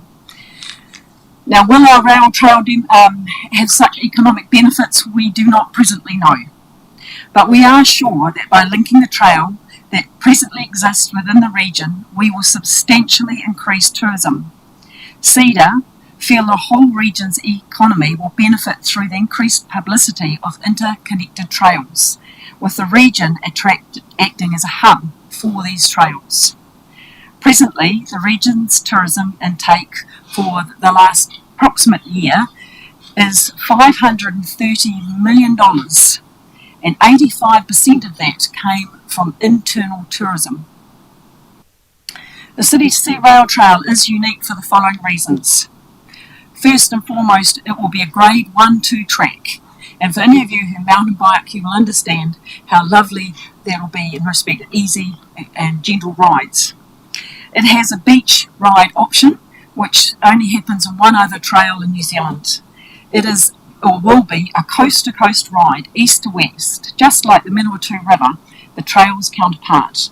It is only 31 kilometres in length, and the rail trail has historical appeal. Most would not believe that there was a silver lining to COVID, but for the active transport side of things, there was. During COVID, people rediscovered cycling and walking, and consequently, the demand for safe off-road options for active modes of transport increased substantially. And hopefully, I'm just going to get back to where I want to be. So here's some quick stats. I know it's not very exciting sometimes, but it does help. Great Rides showed a significant increase in a 10.3% increase in their use and an income revenue increase from 1.98 million to 9.19 million between 2019 and June 2021. It is our aim to be in that category. Spending was 951 million in June 2021, which was an increase of 31%. Waka Kotahi's made active transport choice a key priority, working with local authorities and community groups to develop connections through the cycle network across New Zealand. Because commuting by bike is a low-cost option once you've got your bike. Cycling and walking puts money in people's pockets. Auckland has an example where if you only travel 10 kilometres to commute to work, you only do that once a week, you can save between $300 and $1,300 a year, and that's just once a week. Active transport options reduce the burden on the health system while benefiting physical, social and mental health. Foxton's community and its economy would benefit significantly from a new piece of transport infrastructure, us, the City to Sea Rail Trail. You'll be aware that Foxton businesses community is vibrant and active and focused on growth. I enjoyed meeting with Judy Sanson recently and hearing about their progress and plans. The vibrancy and energy being reflected in the development of the windmill, the Dutch Cafe, the Foxton Tan, places like the Main Street, the Caravan Park, Sands, the Foxton Shared Pathway, the development of the mountain bike track, the Sea View Gardens and the wetlands. The development of the rail trail creates a win-win situation for both Foxton and the Trust as we add value to each other's enterprising goals and aspirations. The rail trail will contribute to the economic development and diversity within the wider Manawatu, Horowhenua and Palmerston North area, while connecting the rural communities with Foxton and Palmerston North. So it may seem a little way, 31 k's, but for some people that would be an easy commute. Children would be able to bike or walk safely to schools, be they Bayonesi, Longburn, Foxton or Palmerston. There are opportunities for recreational cycling and walking with families, friends and pets. And people can walk or bike to their local marae, golf course, or the caravan park, or from the caravan park back to Foxton. There is a missing link in the North Island cycle network, and it's us. The rail trail will complete the coast-to-coast network link, which is significant and exciting. Like the Manawatu River, this will be a unique opportunity for local, regional and international tourists to move east-west across the lower North Island, enjoying all the scenery while benefiting economies as they pass through villages, towns and Palmerston North before stopping in Foxton. The rail trail's economic relevance is in how it links to the present cycle corridors. There are opportunities for half-day, full days or overnight biking trips around the Manawatu, Rangitikei and Horowhenua area. Local, regional and international tourists economically benefiting Palmerston, Foxton and surrounding towns and rural villages as tourists enjoy all the region has to offer.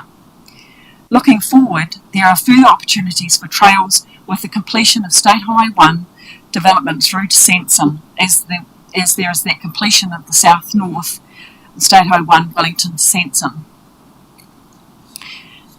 In line with Horowhenua District Council's objectives of wanting to make the district a vibrant place to live, work and invest, we seek the Council's endorsement for the City to Sea Rail Trail, which supports your objective of a future planned for everyone to enjoy, with infrastructure services people need and want. And there is research indicating people want active transport options. Oops, let's try that again. We're asking the Horowhenua District Council to endorse our rail trail in your long-term plan so that we have the leverage required to be in the RLTP. And once we're prioritised within the RLTP, we have the mandate to move forward with our own planning, funding and development. We are presently making the same request to Manawatu, Palmerston North and Horizons. We aren't asking for a financial commitment. We just ask that you endorse us so that we can get onto NZTA's RLTP. And I'll just go to there. The reason we're pushing for this is because there are 2 areas within the rail trail that will be developed by NZTA, and that is significant and important for us and our relationship with CEDA and what we can now we'll be able to do going forward. Thank you. Time for any questions? Yes, Just so I'm crystal clear, you're saying Waka Kotahi and ZTA have already committed to the orange pieces? Because I guess for us the cycleways budget is in question at the moment, and we don't have confirmation that that funding will be available going forward. I'm just trying the reason I've shown those 2 areas, we are showing the 2 areas in orange is because they are NZTA responsibility. They're not ours. So we need to be in their R2 and their long-term plan in order for that to get done. And that's why we're asking all the councils in this round of long-term planning for endorsement so that we can take that next step forward. We don't want funds from you, we just need, in your long-term plan, your endorsement for us to do the trail, which is at no financial cost to you at this present time. The endorsements will give us a little bit of leverage if we go seeking corporate finance as well. If we've got councils agreeing on the idea and committed to it and firms in the state of an endorsement, the corporate funding is more likely to be coming our way. But no, there's no funding from NZTA at this stage, no. That's what you're asking. Yeah. Okay. Nothing yet. The endorsement will help you in your advocacy to them. And then you're saying no funding from us now, but maybe later. And then I guess for our officers, I just want to understand the timing. This is a 20-year plan, right? So obviously you want it within that time frame, and exactly how much at this stage we're a 60-40 far, and then because I'm looking at the green lines as well, and then how much does our contribution to that therefore going forward impact on something else? I just want to understand all the implications. Sure. At the moment, our focus is to get from Longburn out to Himitangi. That's our and as your I understand that there is going to be a shared pathway between Foxton and Foxton Beach, which is an initiative within the Foxton community, is my understanding. Then there'd be Wiley's Road, and whether that would have an actual cycle trail on it, or whether it would simply be someone biking down the road as it presently exists, those are the sort of things that still need to be ironed out. Business case study that we had done was done by a company that's done quite a lot of Cycleways Australia and New Zealand, and on studying it they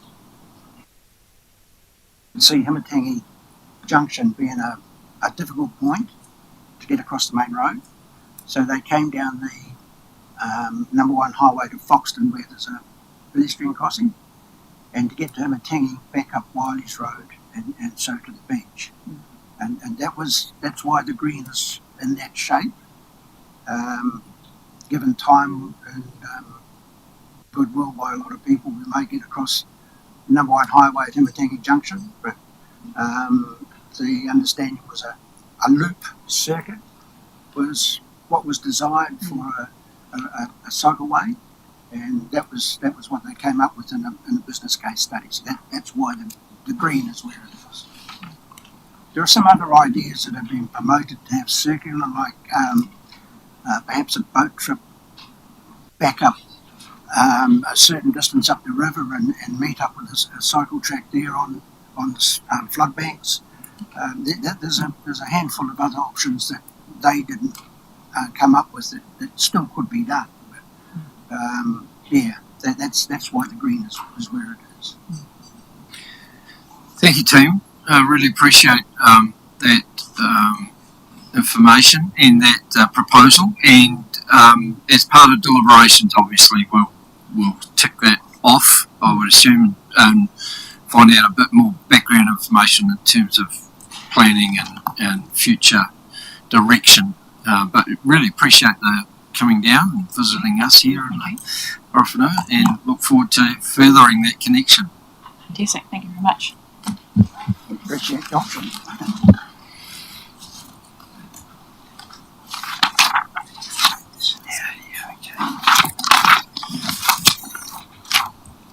So we're now going to welcome the Horowhenua New Zealand Trust, Anthony, and the rest of you joining them. Are you just the minders, are you? Huh? Security? You're welcome to join them at the table. Oh. Delegating again. Welcome, Anthony. Welcome, Larry.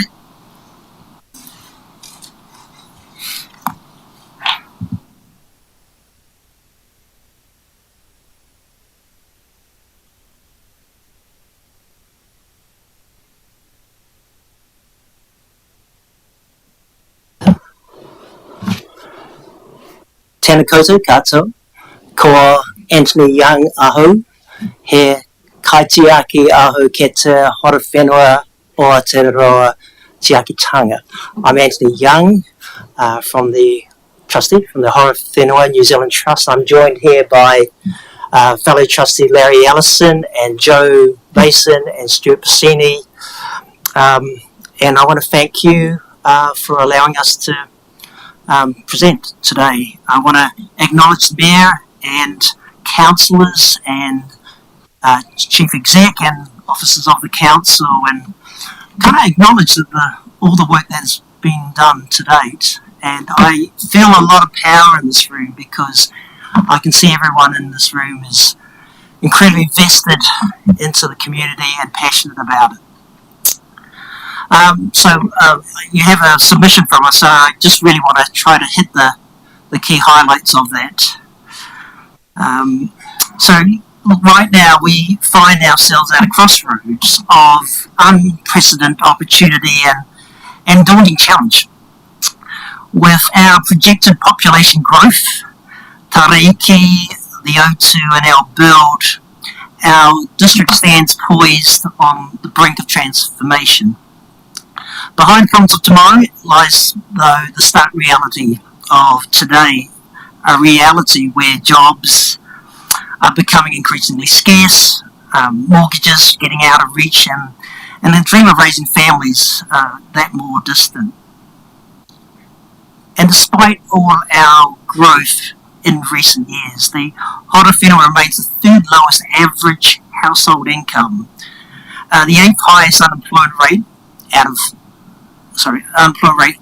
ranked 8th out of 53 districts in the country, and nearly 20% of our residents are on a benefit. And I guess the point is that population growth alone is not enough.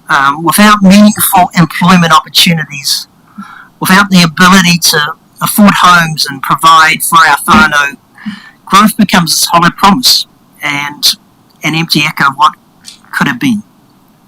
And that's the challenge we face today. The challenge to turn growth into prosperity, to turn numbers into lives change for the better. And that's what motivates our trustees at the Horowhenua New Zealand Trust, and I believe the reason you as elected councillors and everyone in this room want to come in to work each day. Listening to some of the discussions and proposals already today, I can see how being a community leader requires you to make some hard decisions about the needs and desires of the community. As a small district, I think one of the real challenges for us is that we're much more vulnerable to the ups and downs of the economy because because of a lack of scale. We're essentially an economy of small businesses. 88% of local businesses in the district employ 5 or less staff. In fact, and 2/3 of those are sole traders. So what's going to get things going here is to attract more larger businesses to come to the district and for businesses to expand. And that's where you see middle management kind of roles turn up and more specialised high skilled jobs, better paying jobs come to our district. So how do we attract those businesses? We need industrial land now to develop. We saw with the Waikato expressways and how that was rolled out, where the local district councils made land available, properly zoned, businesses came into those districts. And look, if you consider this, in the last 9 months, 6 developers or businesses approached the Horowhenua company looking for land to develop here to either expand or relocate. And they all came away empty-handed. They couldn't find the land suitable to develop. Now when we look at at industrial land around the proposed Tararua off-ramp, the opportunities are quite limited. There's one notable block of land of any scale that is available, but owned by an out-of-towner who, to be candid, just chooses to land back that property. And so we believe the district needs to rezone other land in the area. We've proposed 3 L3 lots to be rezoned. This is out of your own documentation, those ones in the light pink, what's being proposed. Now, we're not asking for anything new that isn't actually in the LTP already. But what we are proposing is that consenting be brought forward into the current financial year. Now, why now? Why do this now? And essentially it's because businesses need time to plan. The competition for economic growth is kind of fierce, so we can't be complacent. We're actually in the Horowhenua, we're competing with Palmerston North, Upper Hutt, Petone, Paraparaumu. They're all vying for the really good businesses to locate in their territories. And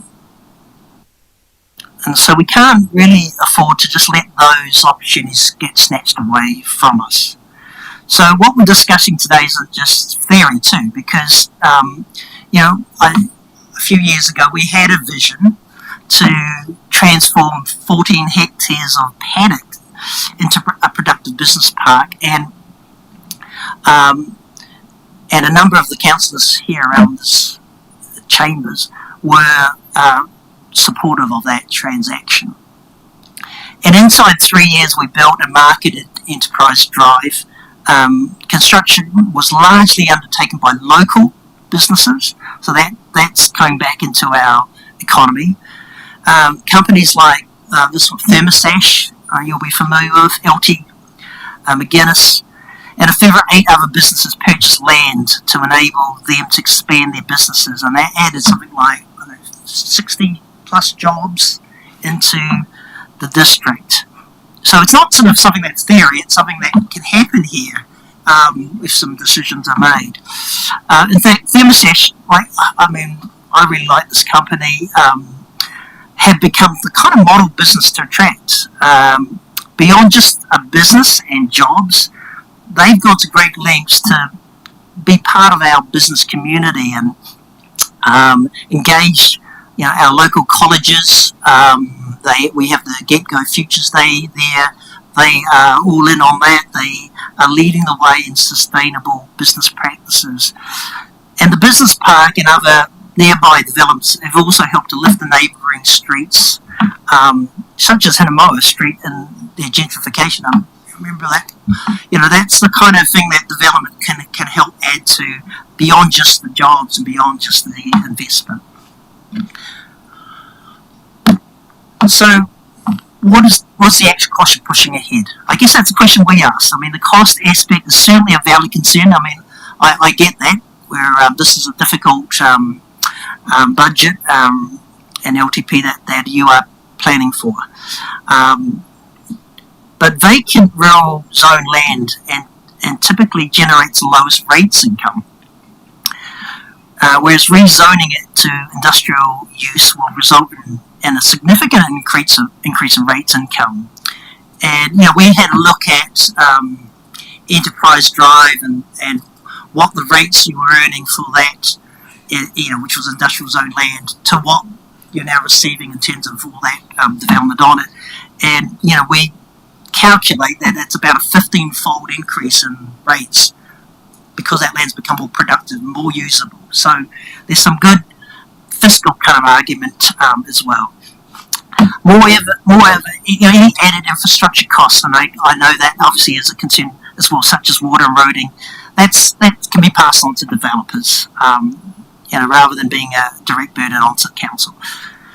So while resources would need to be allocated to the consenting, the strong business case indicates like a minimal to zero out-of-pocket costs for the council, with substantial mid and long-term payback expected. Therefore, prioritising rezoning of the land for development is a really financially positive story to pursue. So I just kind of want to wrap that up. I mean, economic growth for us isn't just about numbers on a spreadsheet. It's about people. It's about providing our residents with opportunities, not just to survive, but to thrive. And that's what this submission is all about. So, if council doesn't move now, we'll miss valuable opportunity. And I think this is a moment for you to consider, and I hope you'll make some good decisions. But I think what we're proposing could potentially be transformational both for the district community and for many people here. So thank you for receiving this submission.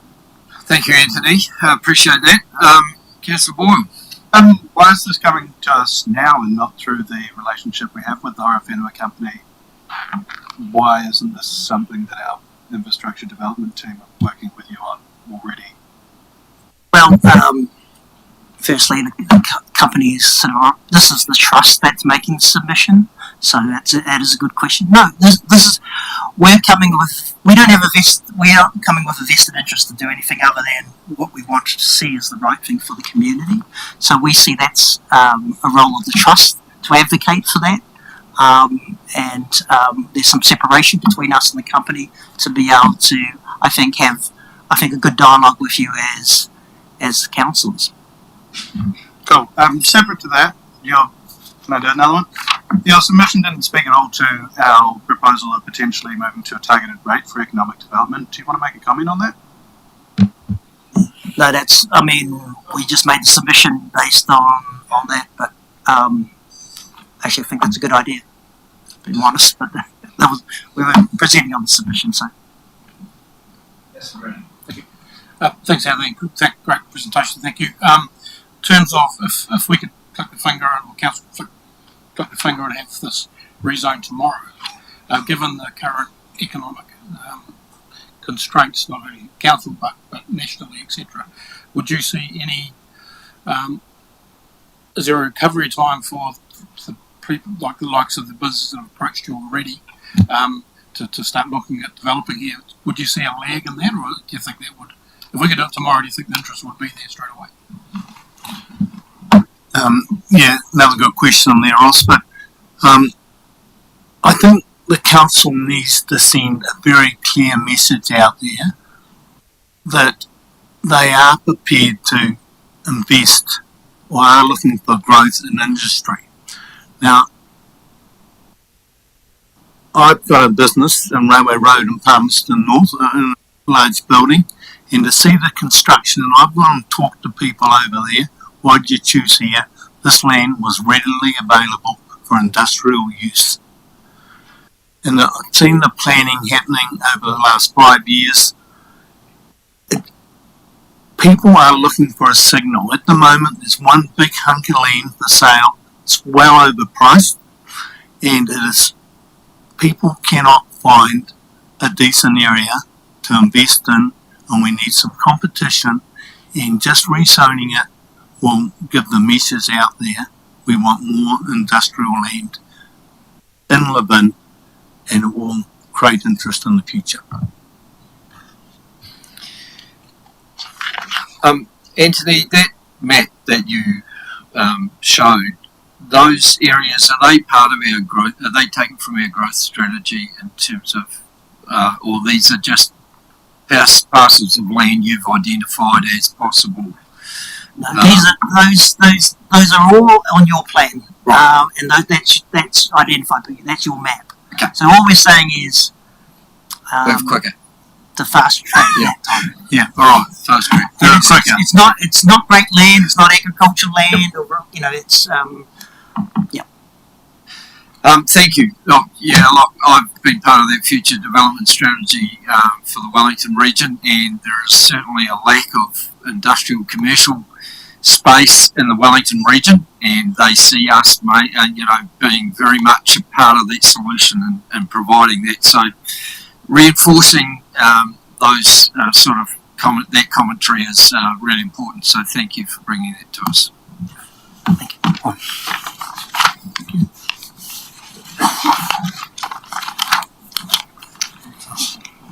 Yep. Thank you. Thank you to the Minders as well for turning up today.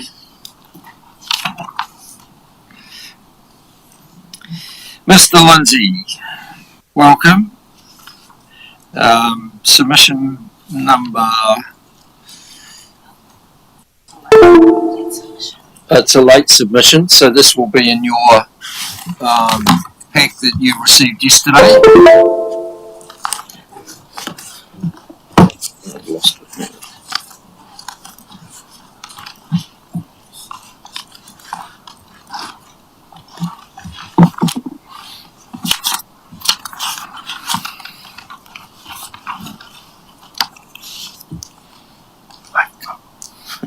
He's got a presentation anyway.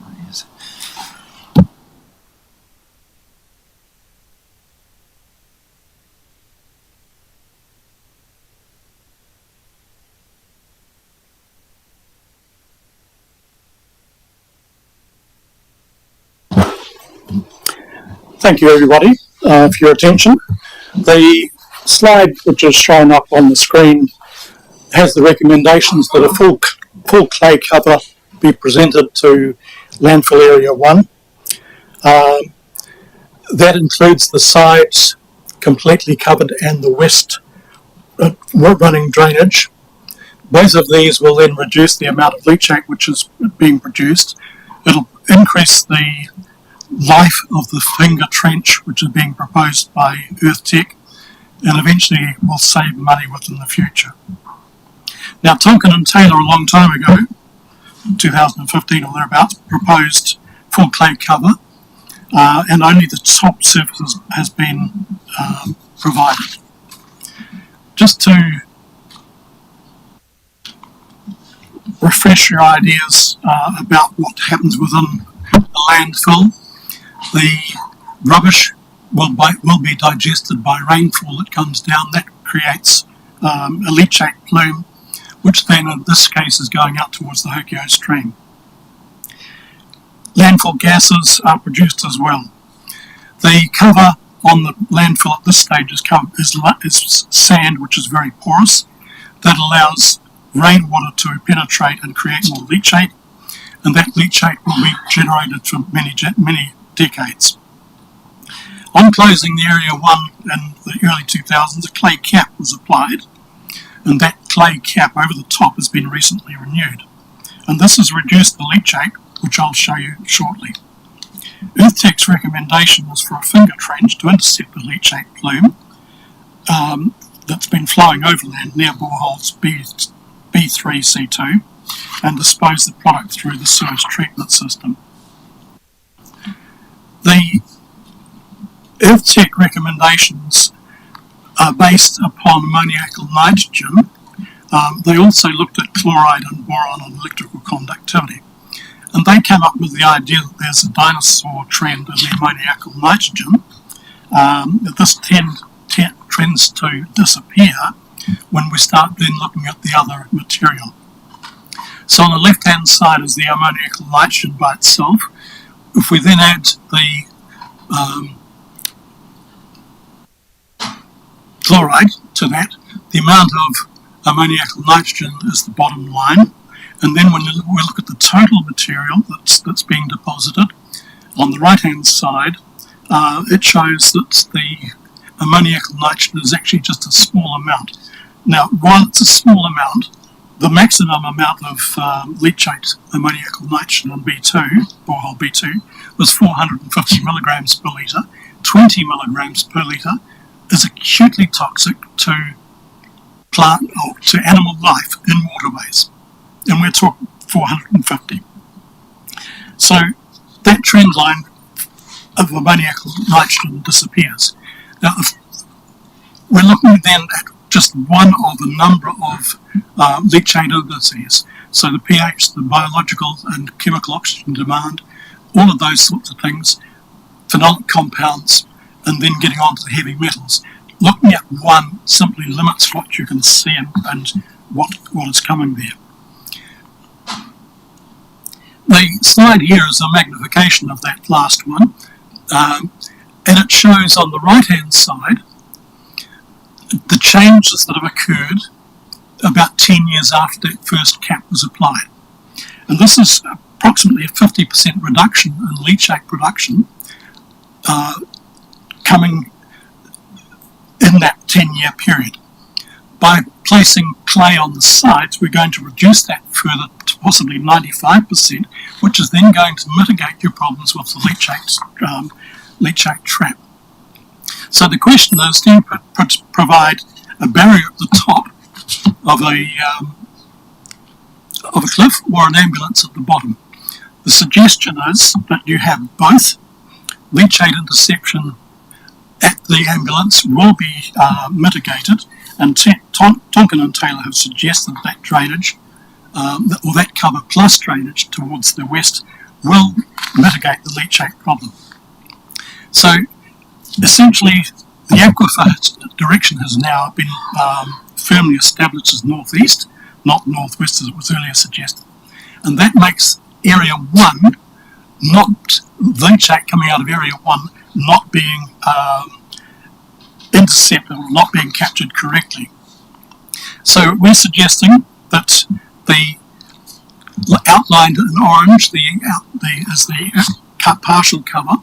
The red line is area 1, and that needs to be fully covered to then mitigate the damage which we caused to the leachate interception fingers. So, thanks very much for your time. Any questions?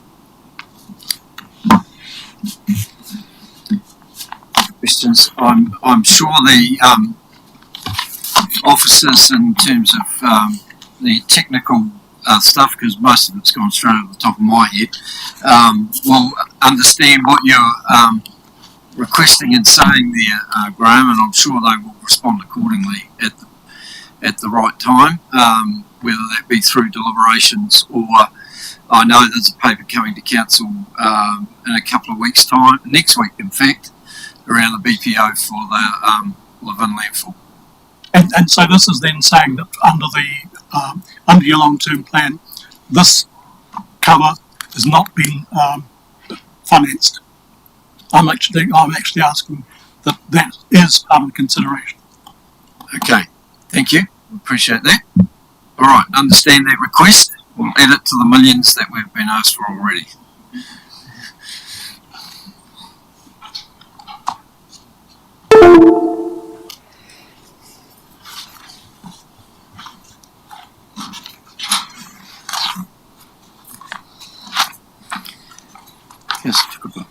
Just before you invite the next one, again for reporting, and this is based on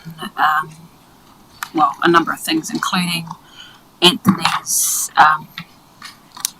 the sort of stats and demographics here read out, including 20% of our residents on benefits, and there's, I guess, a notion or idea that we've heard at this table a few times around, you know, rate rise, rents go up, but the people at that lower end of incomes, fixed incomes, they'll be okay because they'll get help from the government and they'll make up the difference effectively. That's kind of the, but I want to be, I mean, I can go myself. I guess I'm asking for advice from the chief executive. I know you receive MSD quarterly reports, is it? But I guess what I'm looking for to ascertain whether that idea is true or false. How many receiving a benefit in the Horowhenua are receiving the accommodation supplement or whatever it's called regarding their rents? And of that number, are they at their limit as to what they can receive, or do they in fact have that room or effectively can get more to pay for their increased rents based on the rates going up? Or if they're at their max, how many are at their max and therefore don't qualify and will indeed be impacted? I just want to know the facts, and whether I'm asking, is that something you can do or should I do it myself? Through you, Your Worship, I'm happy to make contact with MSD and request that data. I'm not sure whether they will provide it to me as specific as that, but I'm absolutely happy to ask that directly to the Regional Commissioner. Councillor Barker. Yeah, just a query from me based on the Trust presentation. Just curiosity, is the information available as to who owns that land they want us to rezone? We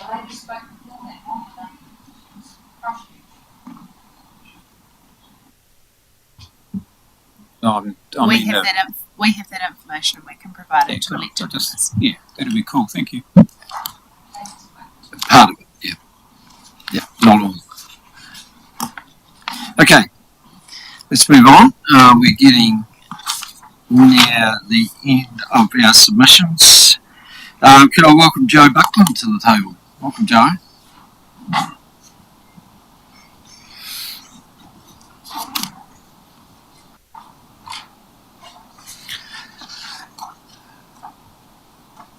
So, we've allowed 10 minutes, so if you don't need that time, you're welcome to, have questions as well, obviously.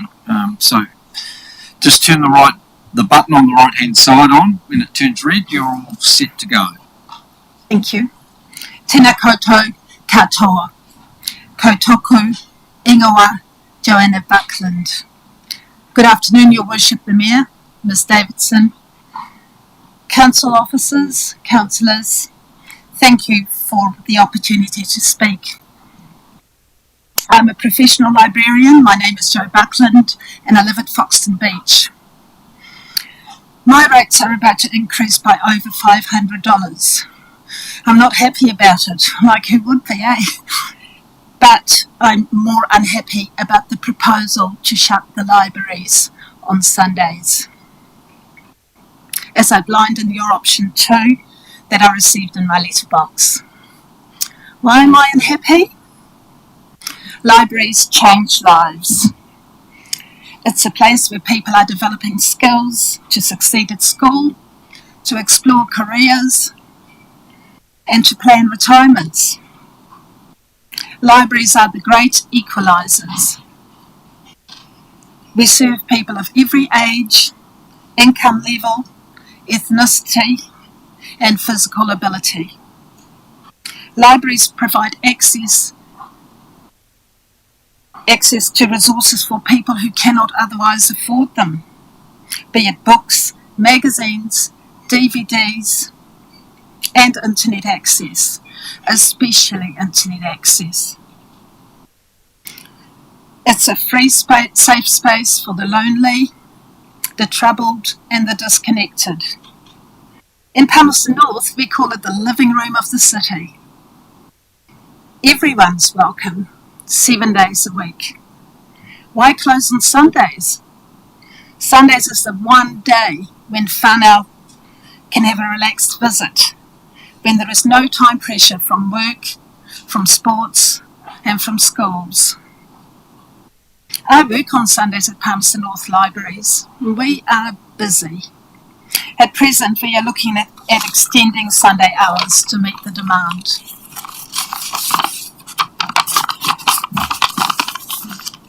Here in the Horowhenua, ratepayers have invested a lot of money in the buildings. These wonderful facilities should be available every single day of the week. For example, Youth Space is a fantastic facility, a safe, fun place for young people to meet their friends on a non-school day. Te Awa Horowhenua opened in 2017. It's a wonderful place, award-winning and a successful project with iwi, the council, and the Nederlandse community. It has transformed the appearance of Foxton. It has attracted many out-of-town visitors, and I checked some numbers yesterday. I believe it's over 100,000 people a year that visit Foxton and that Foxton facility. As a tourist attraction, it needs to stay open on Sundays. So let's talk money. How much extra for a ratepayer like me would closing libraries save me if it was removed from... No, I'm sorry, I'll repeat that. Let's talk money. How much extra for ratepayers like me if closing libraries is removed from option 2? So if you still open it and put the cost back on the ratepayers, it's actually only $2.90 per year. I suggested recouping the money from the Community Development Fund in my submission, but honestly, $2.90 is a small charge on top of the increased rates. It's in fact only half a cup of coffee. Libraries build community well-being. Please don't close the libraries on Sundays. Kia ora tātou. Any questions? Kia ora, Joe, thank you. I appreciate that impassioned plea. That's very, very good. Are there any questions at all? Councillor Bragg. It's not a question, I'm not going to make a statement. It is quite refreshing to hear your recognition of what that facility has done for that community, what it continues to do, and the value of it. Because not everyone appreciates that. So thanks, Joe. Brilliant. Thank you. Thank you very much. Thank you, Joe.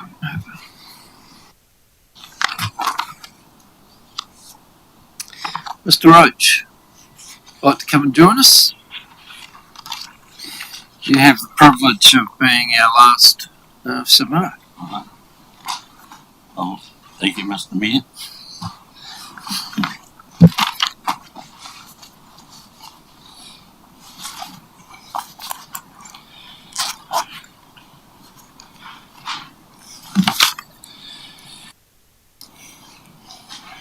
Good afternoon, Mr. Mayor, councillors and staff. I won't go into a lot of detail. You read my submission. I just wanted to highlight on some of the things and go through and then answer any questions that councillors may think that I've deserved or gone overboard. I do believe council should be looking at their main services: roading, footpath, water, wastewater, stormwater and fresh water. So I think that is a core business of council and it must continue. I support council involvement in community welfare, such as the libraries, swimming pools and grants. And I must say, when I looked at do we cut back on the grants, it was the CEO that explained where all the grants went. Because I first looked at it and I thought, hell, I don't see that kind of money coming anywhere near Foxton. But when it does, when we were explaining, I think that maybe fall down in your presentation to the public, that what the grants do cover and it was from the surf club to all sorts of things. So I'm not quite as brutal on the grants. Reduced community development, I think that should be. Dog fees. Now I'm quite concerned about fees, and I've stated here, I don't think we should only recover cost. It's not a money making exercise, and I would like councillors, when they're going through their costings, that they are more very prudent on what it is. The biggest cost, I would say, to the council organisation is to unregistered dogs and dangerous dogs. So maybe you hook into them more than you hook into the good dog owners. Right, I have to follow that lady that was very passionate about the museum in Te Aureo. I disagree with closing on a Sunday. I think one of the reasons, besides being a library, it is our tourist centre, it is a destination point, and we have spent a lot of money promoting tourism in Foxton, and then you want to close down, which I believe is one of the some basic days that it should be open. Saturday and Sunday, if you come over to the main street, the town never looks so busy. I would like you to look at whether you can reduce the hours per day to offset some cost if that's what we need, or being the quietest day during the week, but I believe it should be open on Saturday and Sunday. Libraries, well, yep, that won't go down well, but never mind. I believe the charges for new books should increase. It's too cheap at $1 a book. Now, I've talked to someone that's reads books, goes to the library, and I didn't get hit on the head over making this suggestion, so yeah. Pauline is a user of the library books, and I said what I thought, and she agreed with me actually. So the increased parking costs in Laban, yes, if that covers the cost of what we cost for the meters, the part of the service that you provide, and the cost of policing it. The other one that I'm concerned about, sell off carbon credits. If we had the carbon credits, and I'm not too sure just on the technical reason why, is to offset was our tips or landfill, then we've closed both of them. Do we need it? If you're going to sell the credits, I believe you sell a lot, but I'm not in favour of capital sales being used to offset operating costs. If you're going to sell a capital, then put it and reduce your debt with it. You do not sell your silver just to pay for the housekeeping, because at the end of the day you've got no silver and you'll have no housekeeping. Simple as that. Increased trade waste costs should only be recovery costs. It's a service we provide. It's not to generate revenue. And I have to say that since I wrote this, I was talking to a medium business, and he tells me his trade waste is over $1 million. Well, any increase would be crippling. So bear in mind what these companies do. They provide employment, and we're not there to strangle them and put them out of business. Yeah, I reluctantly support cease mowing the booms. I think people mow, I mow mine, everyone down our street mows them, so I can't see why we're subsidising those that don't mow them. The outcome will be that maybe there's not the same pride in the town, but when you see that you've got the untidiest boom, then maybe you'll get out and mow it. Don't support a 17% rate increase. When you think about your long-term plan, you've got 17, 10 next year, 10 the following year. It's something like 37 plus compound, and you'll be over a 40% increase in rates in 3 years. When you look at it, what you've got on your long-term plan. So that's a frightening thought. Remove the housing action plan. Why we need it at this stage. Reduce investment for information services. Support rate funded depreciation. You've got to depreciate your, you've got to replace your assets. As simple as that. So you do it. And I support fully support that we keep that in mind. Economic development. The Horowhenua development. I'm not too sure whether it was the Horowhenua development or whether it's Horowhenua, the New Zealand Horowhenua Trust. I was led to believe that we are with the Horowhenua development and the contractors. I think we've been poking 600,000 a year in that for the last 6-7 years now, and it's time they should be standing up on their own. And I thought about this until I read the paper the other day in the Standard, and it's disappointing. The land, its archives facility around on the commercial block is not going to go ahead. They purchased the land and development, and they spent 12.1 million. Included in that is 4.9 for the site. So I take it the Horowhenua Development Company sold the site for 4.9 million. Yes, there will be development costs, but I think it's time they started now funding themselves and looking after their part of it. Where am I at to? So I suggested that we cut in half this term, and then we reappraise and reevaluate it with the next review of this. No activity should be funded through debt. Operating activity should be funded from rates. If it's not possible, then don't do it. Do not reduce your investment in roading. Option 2, do not support the rate for Tauri Hill and do not support rating the Foxton TRL Community Board. It is part of democracy.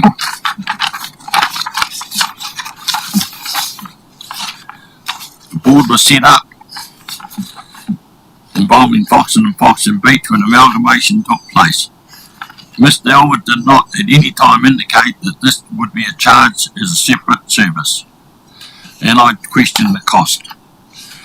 The problem you have, or we have, is the fact that you do have a ledger with Foxton's name on the top, so anything goes into it, where all the other communities goes under a general rate, and it's not itemised as a separate rating. And I think that is a disadvantage. I believe the board has been a valuable asset to the council, and I would say by rating them separately, like driving a wedge in democracy. So I'm totally against separating or charging rates. I must go back to one more. Sorry. When I talk about the development levy of the development, I do not support it being charged to a target rate, as I believe it is beneficial for the whole community. And in my view, I see very little out of it as a commercial business, that have done nothing and have done very little for Foxton right back. Not only this group, the group before it, I can recall when Beltex closed down, they come over there, woo, whoa, and all the rest, and then hop back in their cars and back over the bridge and never had any help. So we had Foxton lost 200 and something jobs. It wasn't the Horowhenua company, it was their predecessors, but totally, yeah, for any benefit in Foxton, I don't see it. Where am I up to? I do not support rate remission. I think everybody should be paying something, paying your rates. It's a necessary evil. Got 2 to go. Was that my bell? Was your bell, David? But since you're the last, we'll allow you a bit of leniency and let you continue. Thank you, Mr. Mayor. I feel privileged now. Now you're going to funny make me feel guilty. Say something nice about us now. Alright, this is the crunch where I believe you should save money. Council, as in all businesses, should address their overheads. And I've itemised some numbers about staffing. I go back to when this building was built. Mr. Duffy was mayor, Mr. Greg Boyle was the CEO, and there was quite a big debate at the time between 12 million and 14 million. And I said to Duffy and Greg, doesn't matter whether it costs 12 million or 14. It's a one-off capital cost. To me, the biggest cost will be filling it up with people. And that's actually what has happened several years later. And then I've got the last and final one that I believe where the biggest savings for this council should be. We should now look at the three waters. We used to do it in-house, and I believe we should be, I would like council to explore all options available relating to the three waters contracts. Thank you.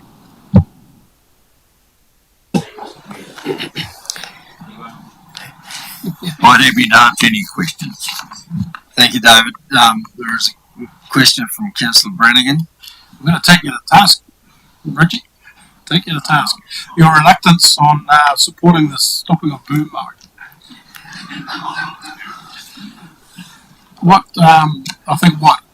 And it sounds really simple. Boom mowing, stop it, boom. And it sounds that it's got a bit of a, we all have a bit of a laugh about it around the table, but for some communities it's going to have a real detrimental negative effect.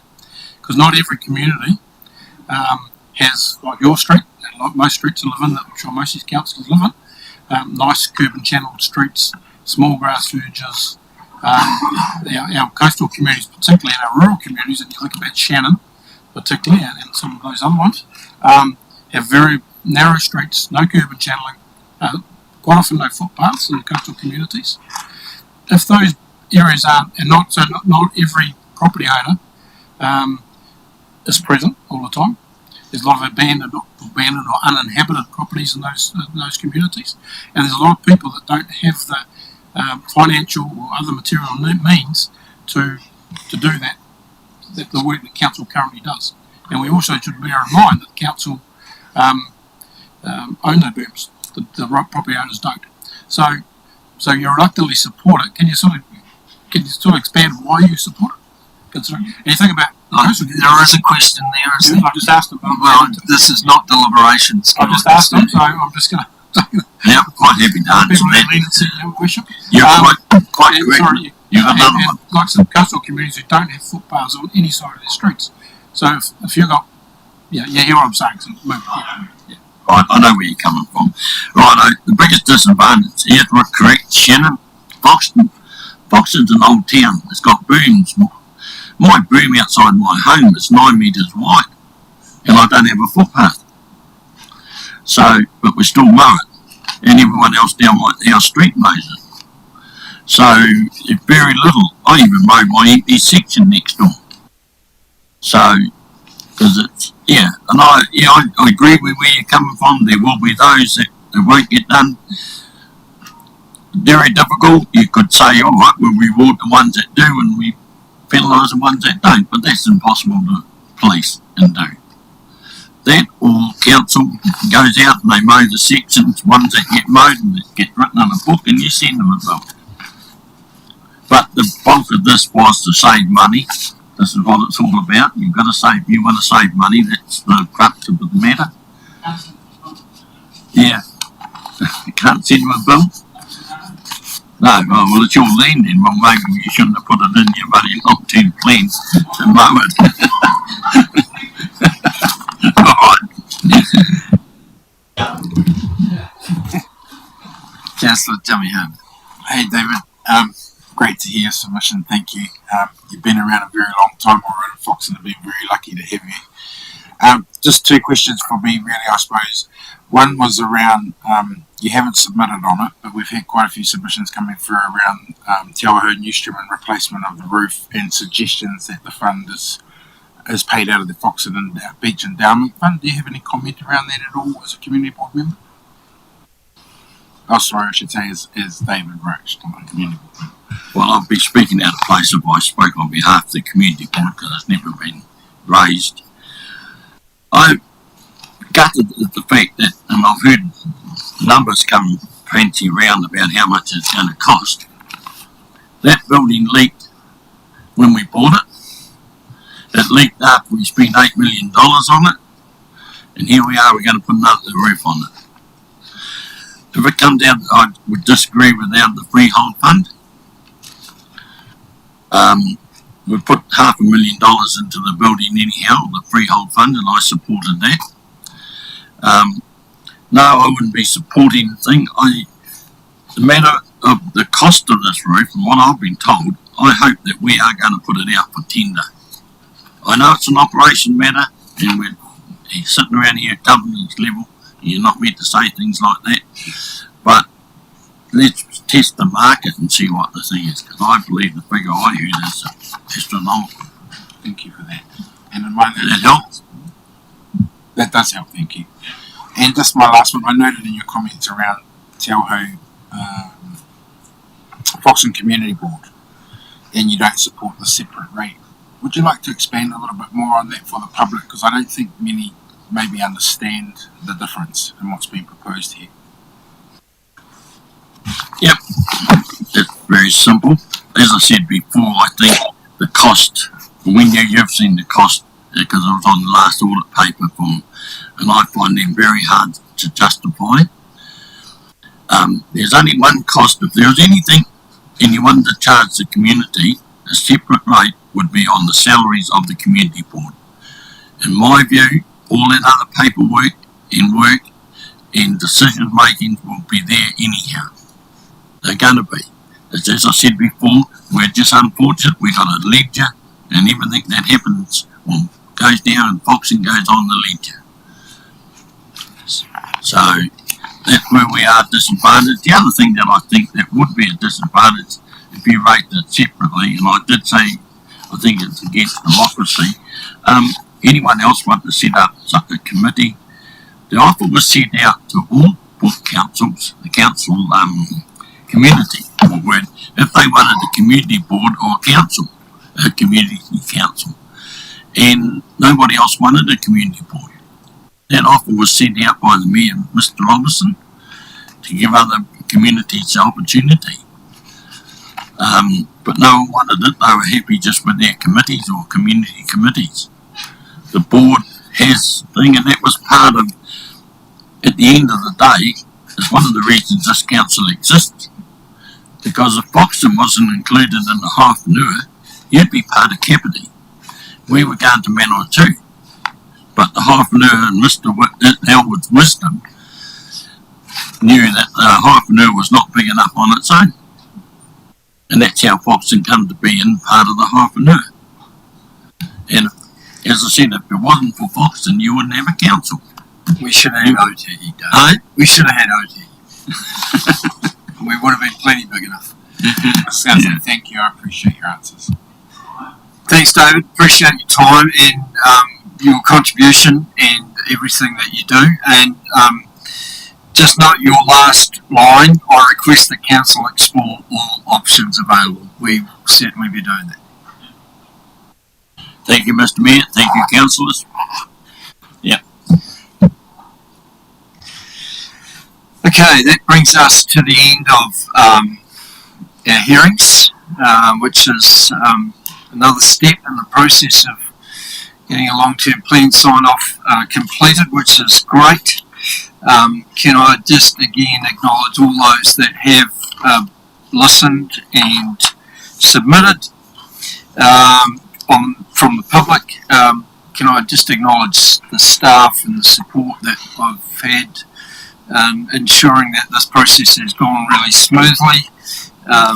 It's been quite easy to administer, thank you, and I appreciate everything that everybody has done. I'm sure that councillors will have had some really good solid information, and there's obviously a number of takeaways that we've got ahead of deliberations that we're going to have to consider before we make those challenging decisions.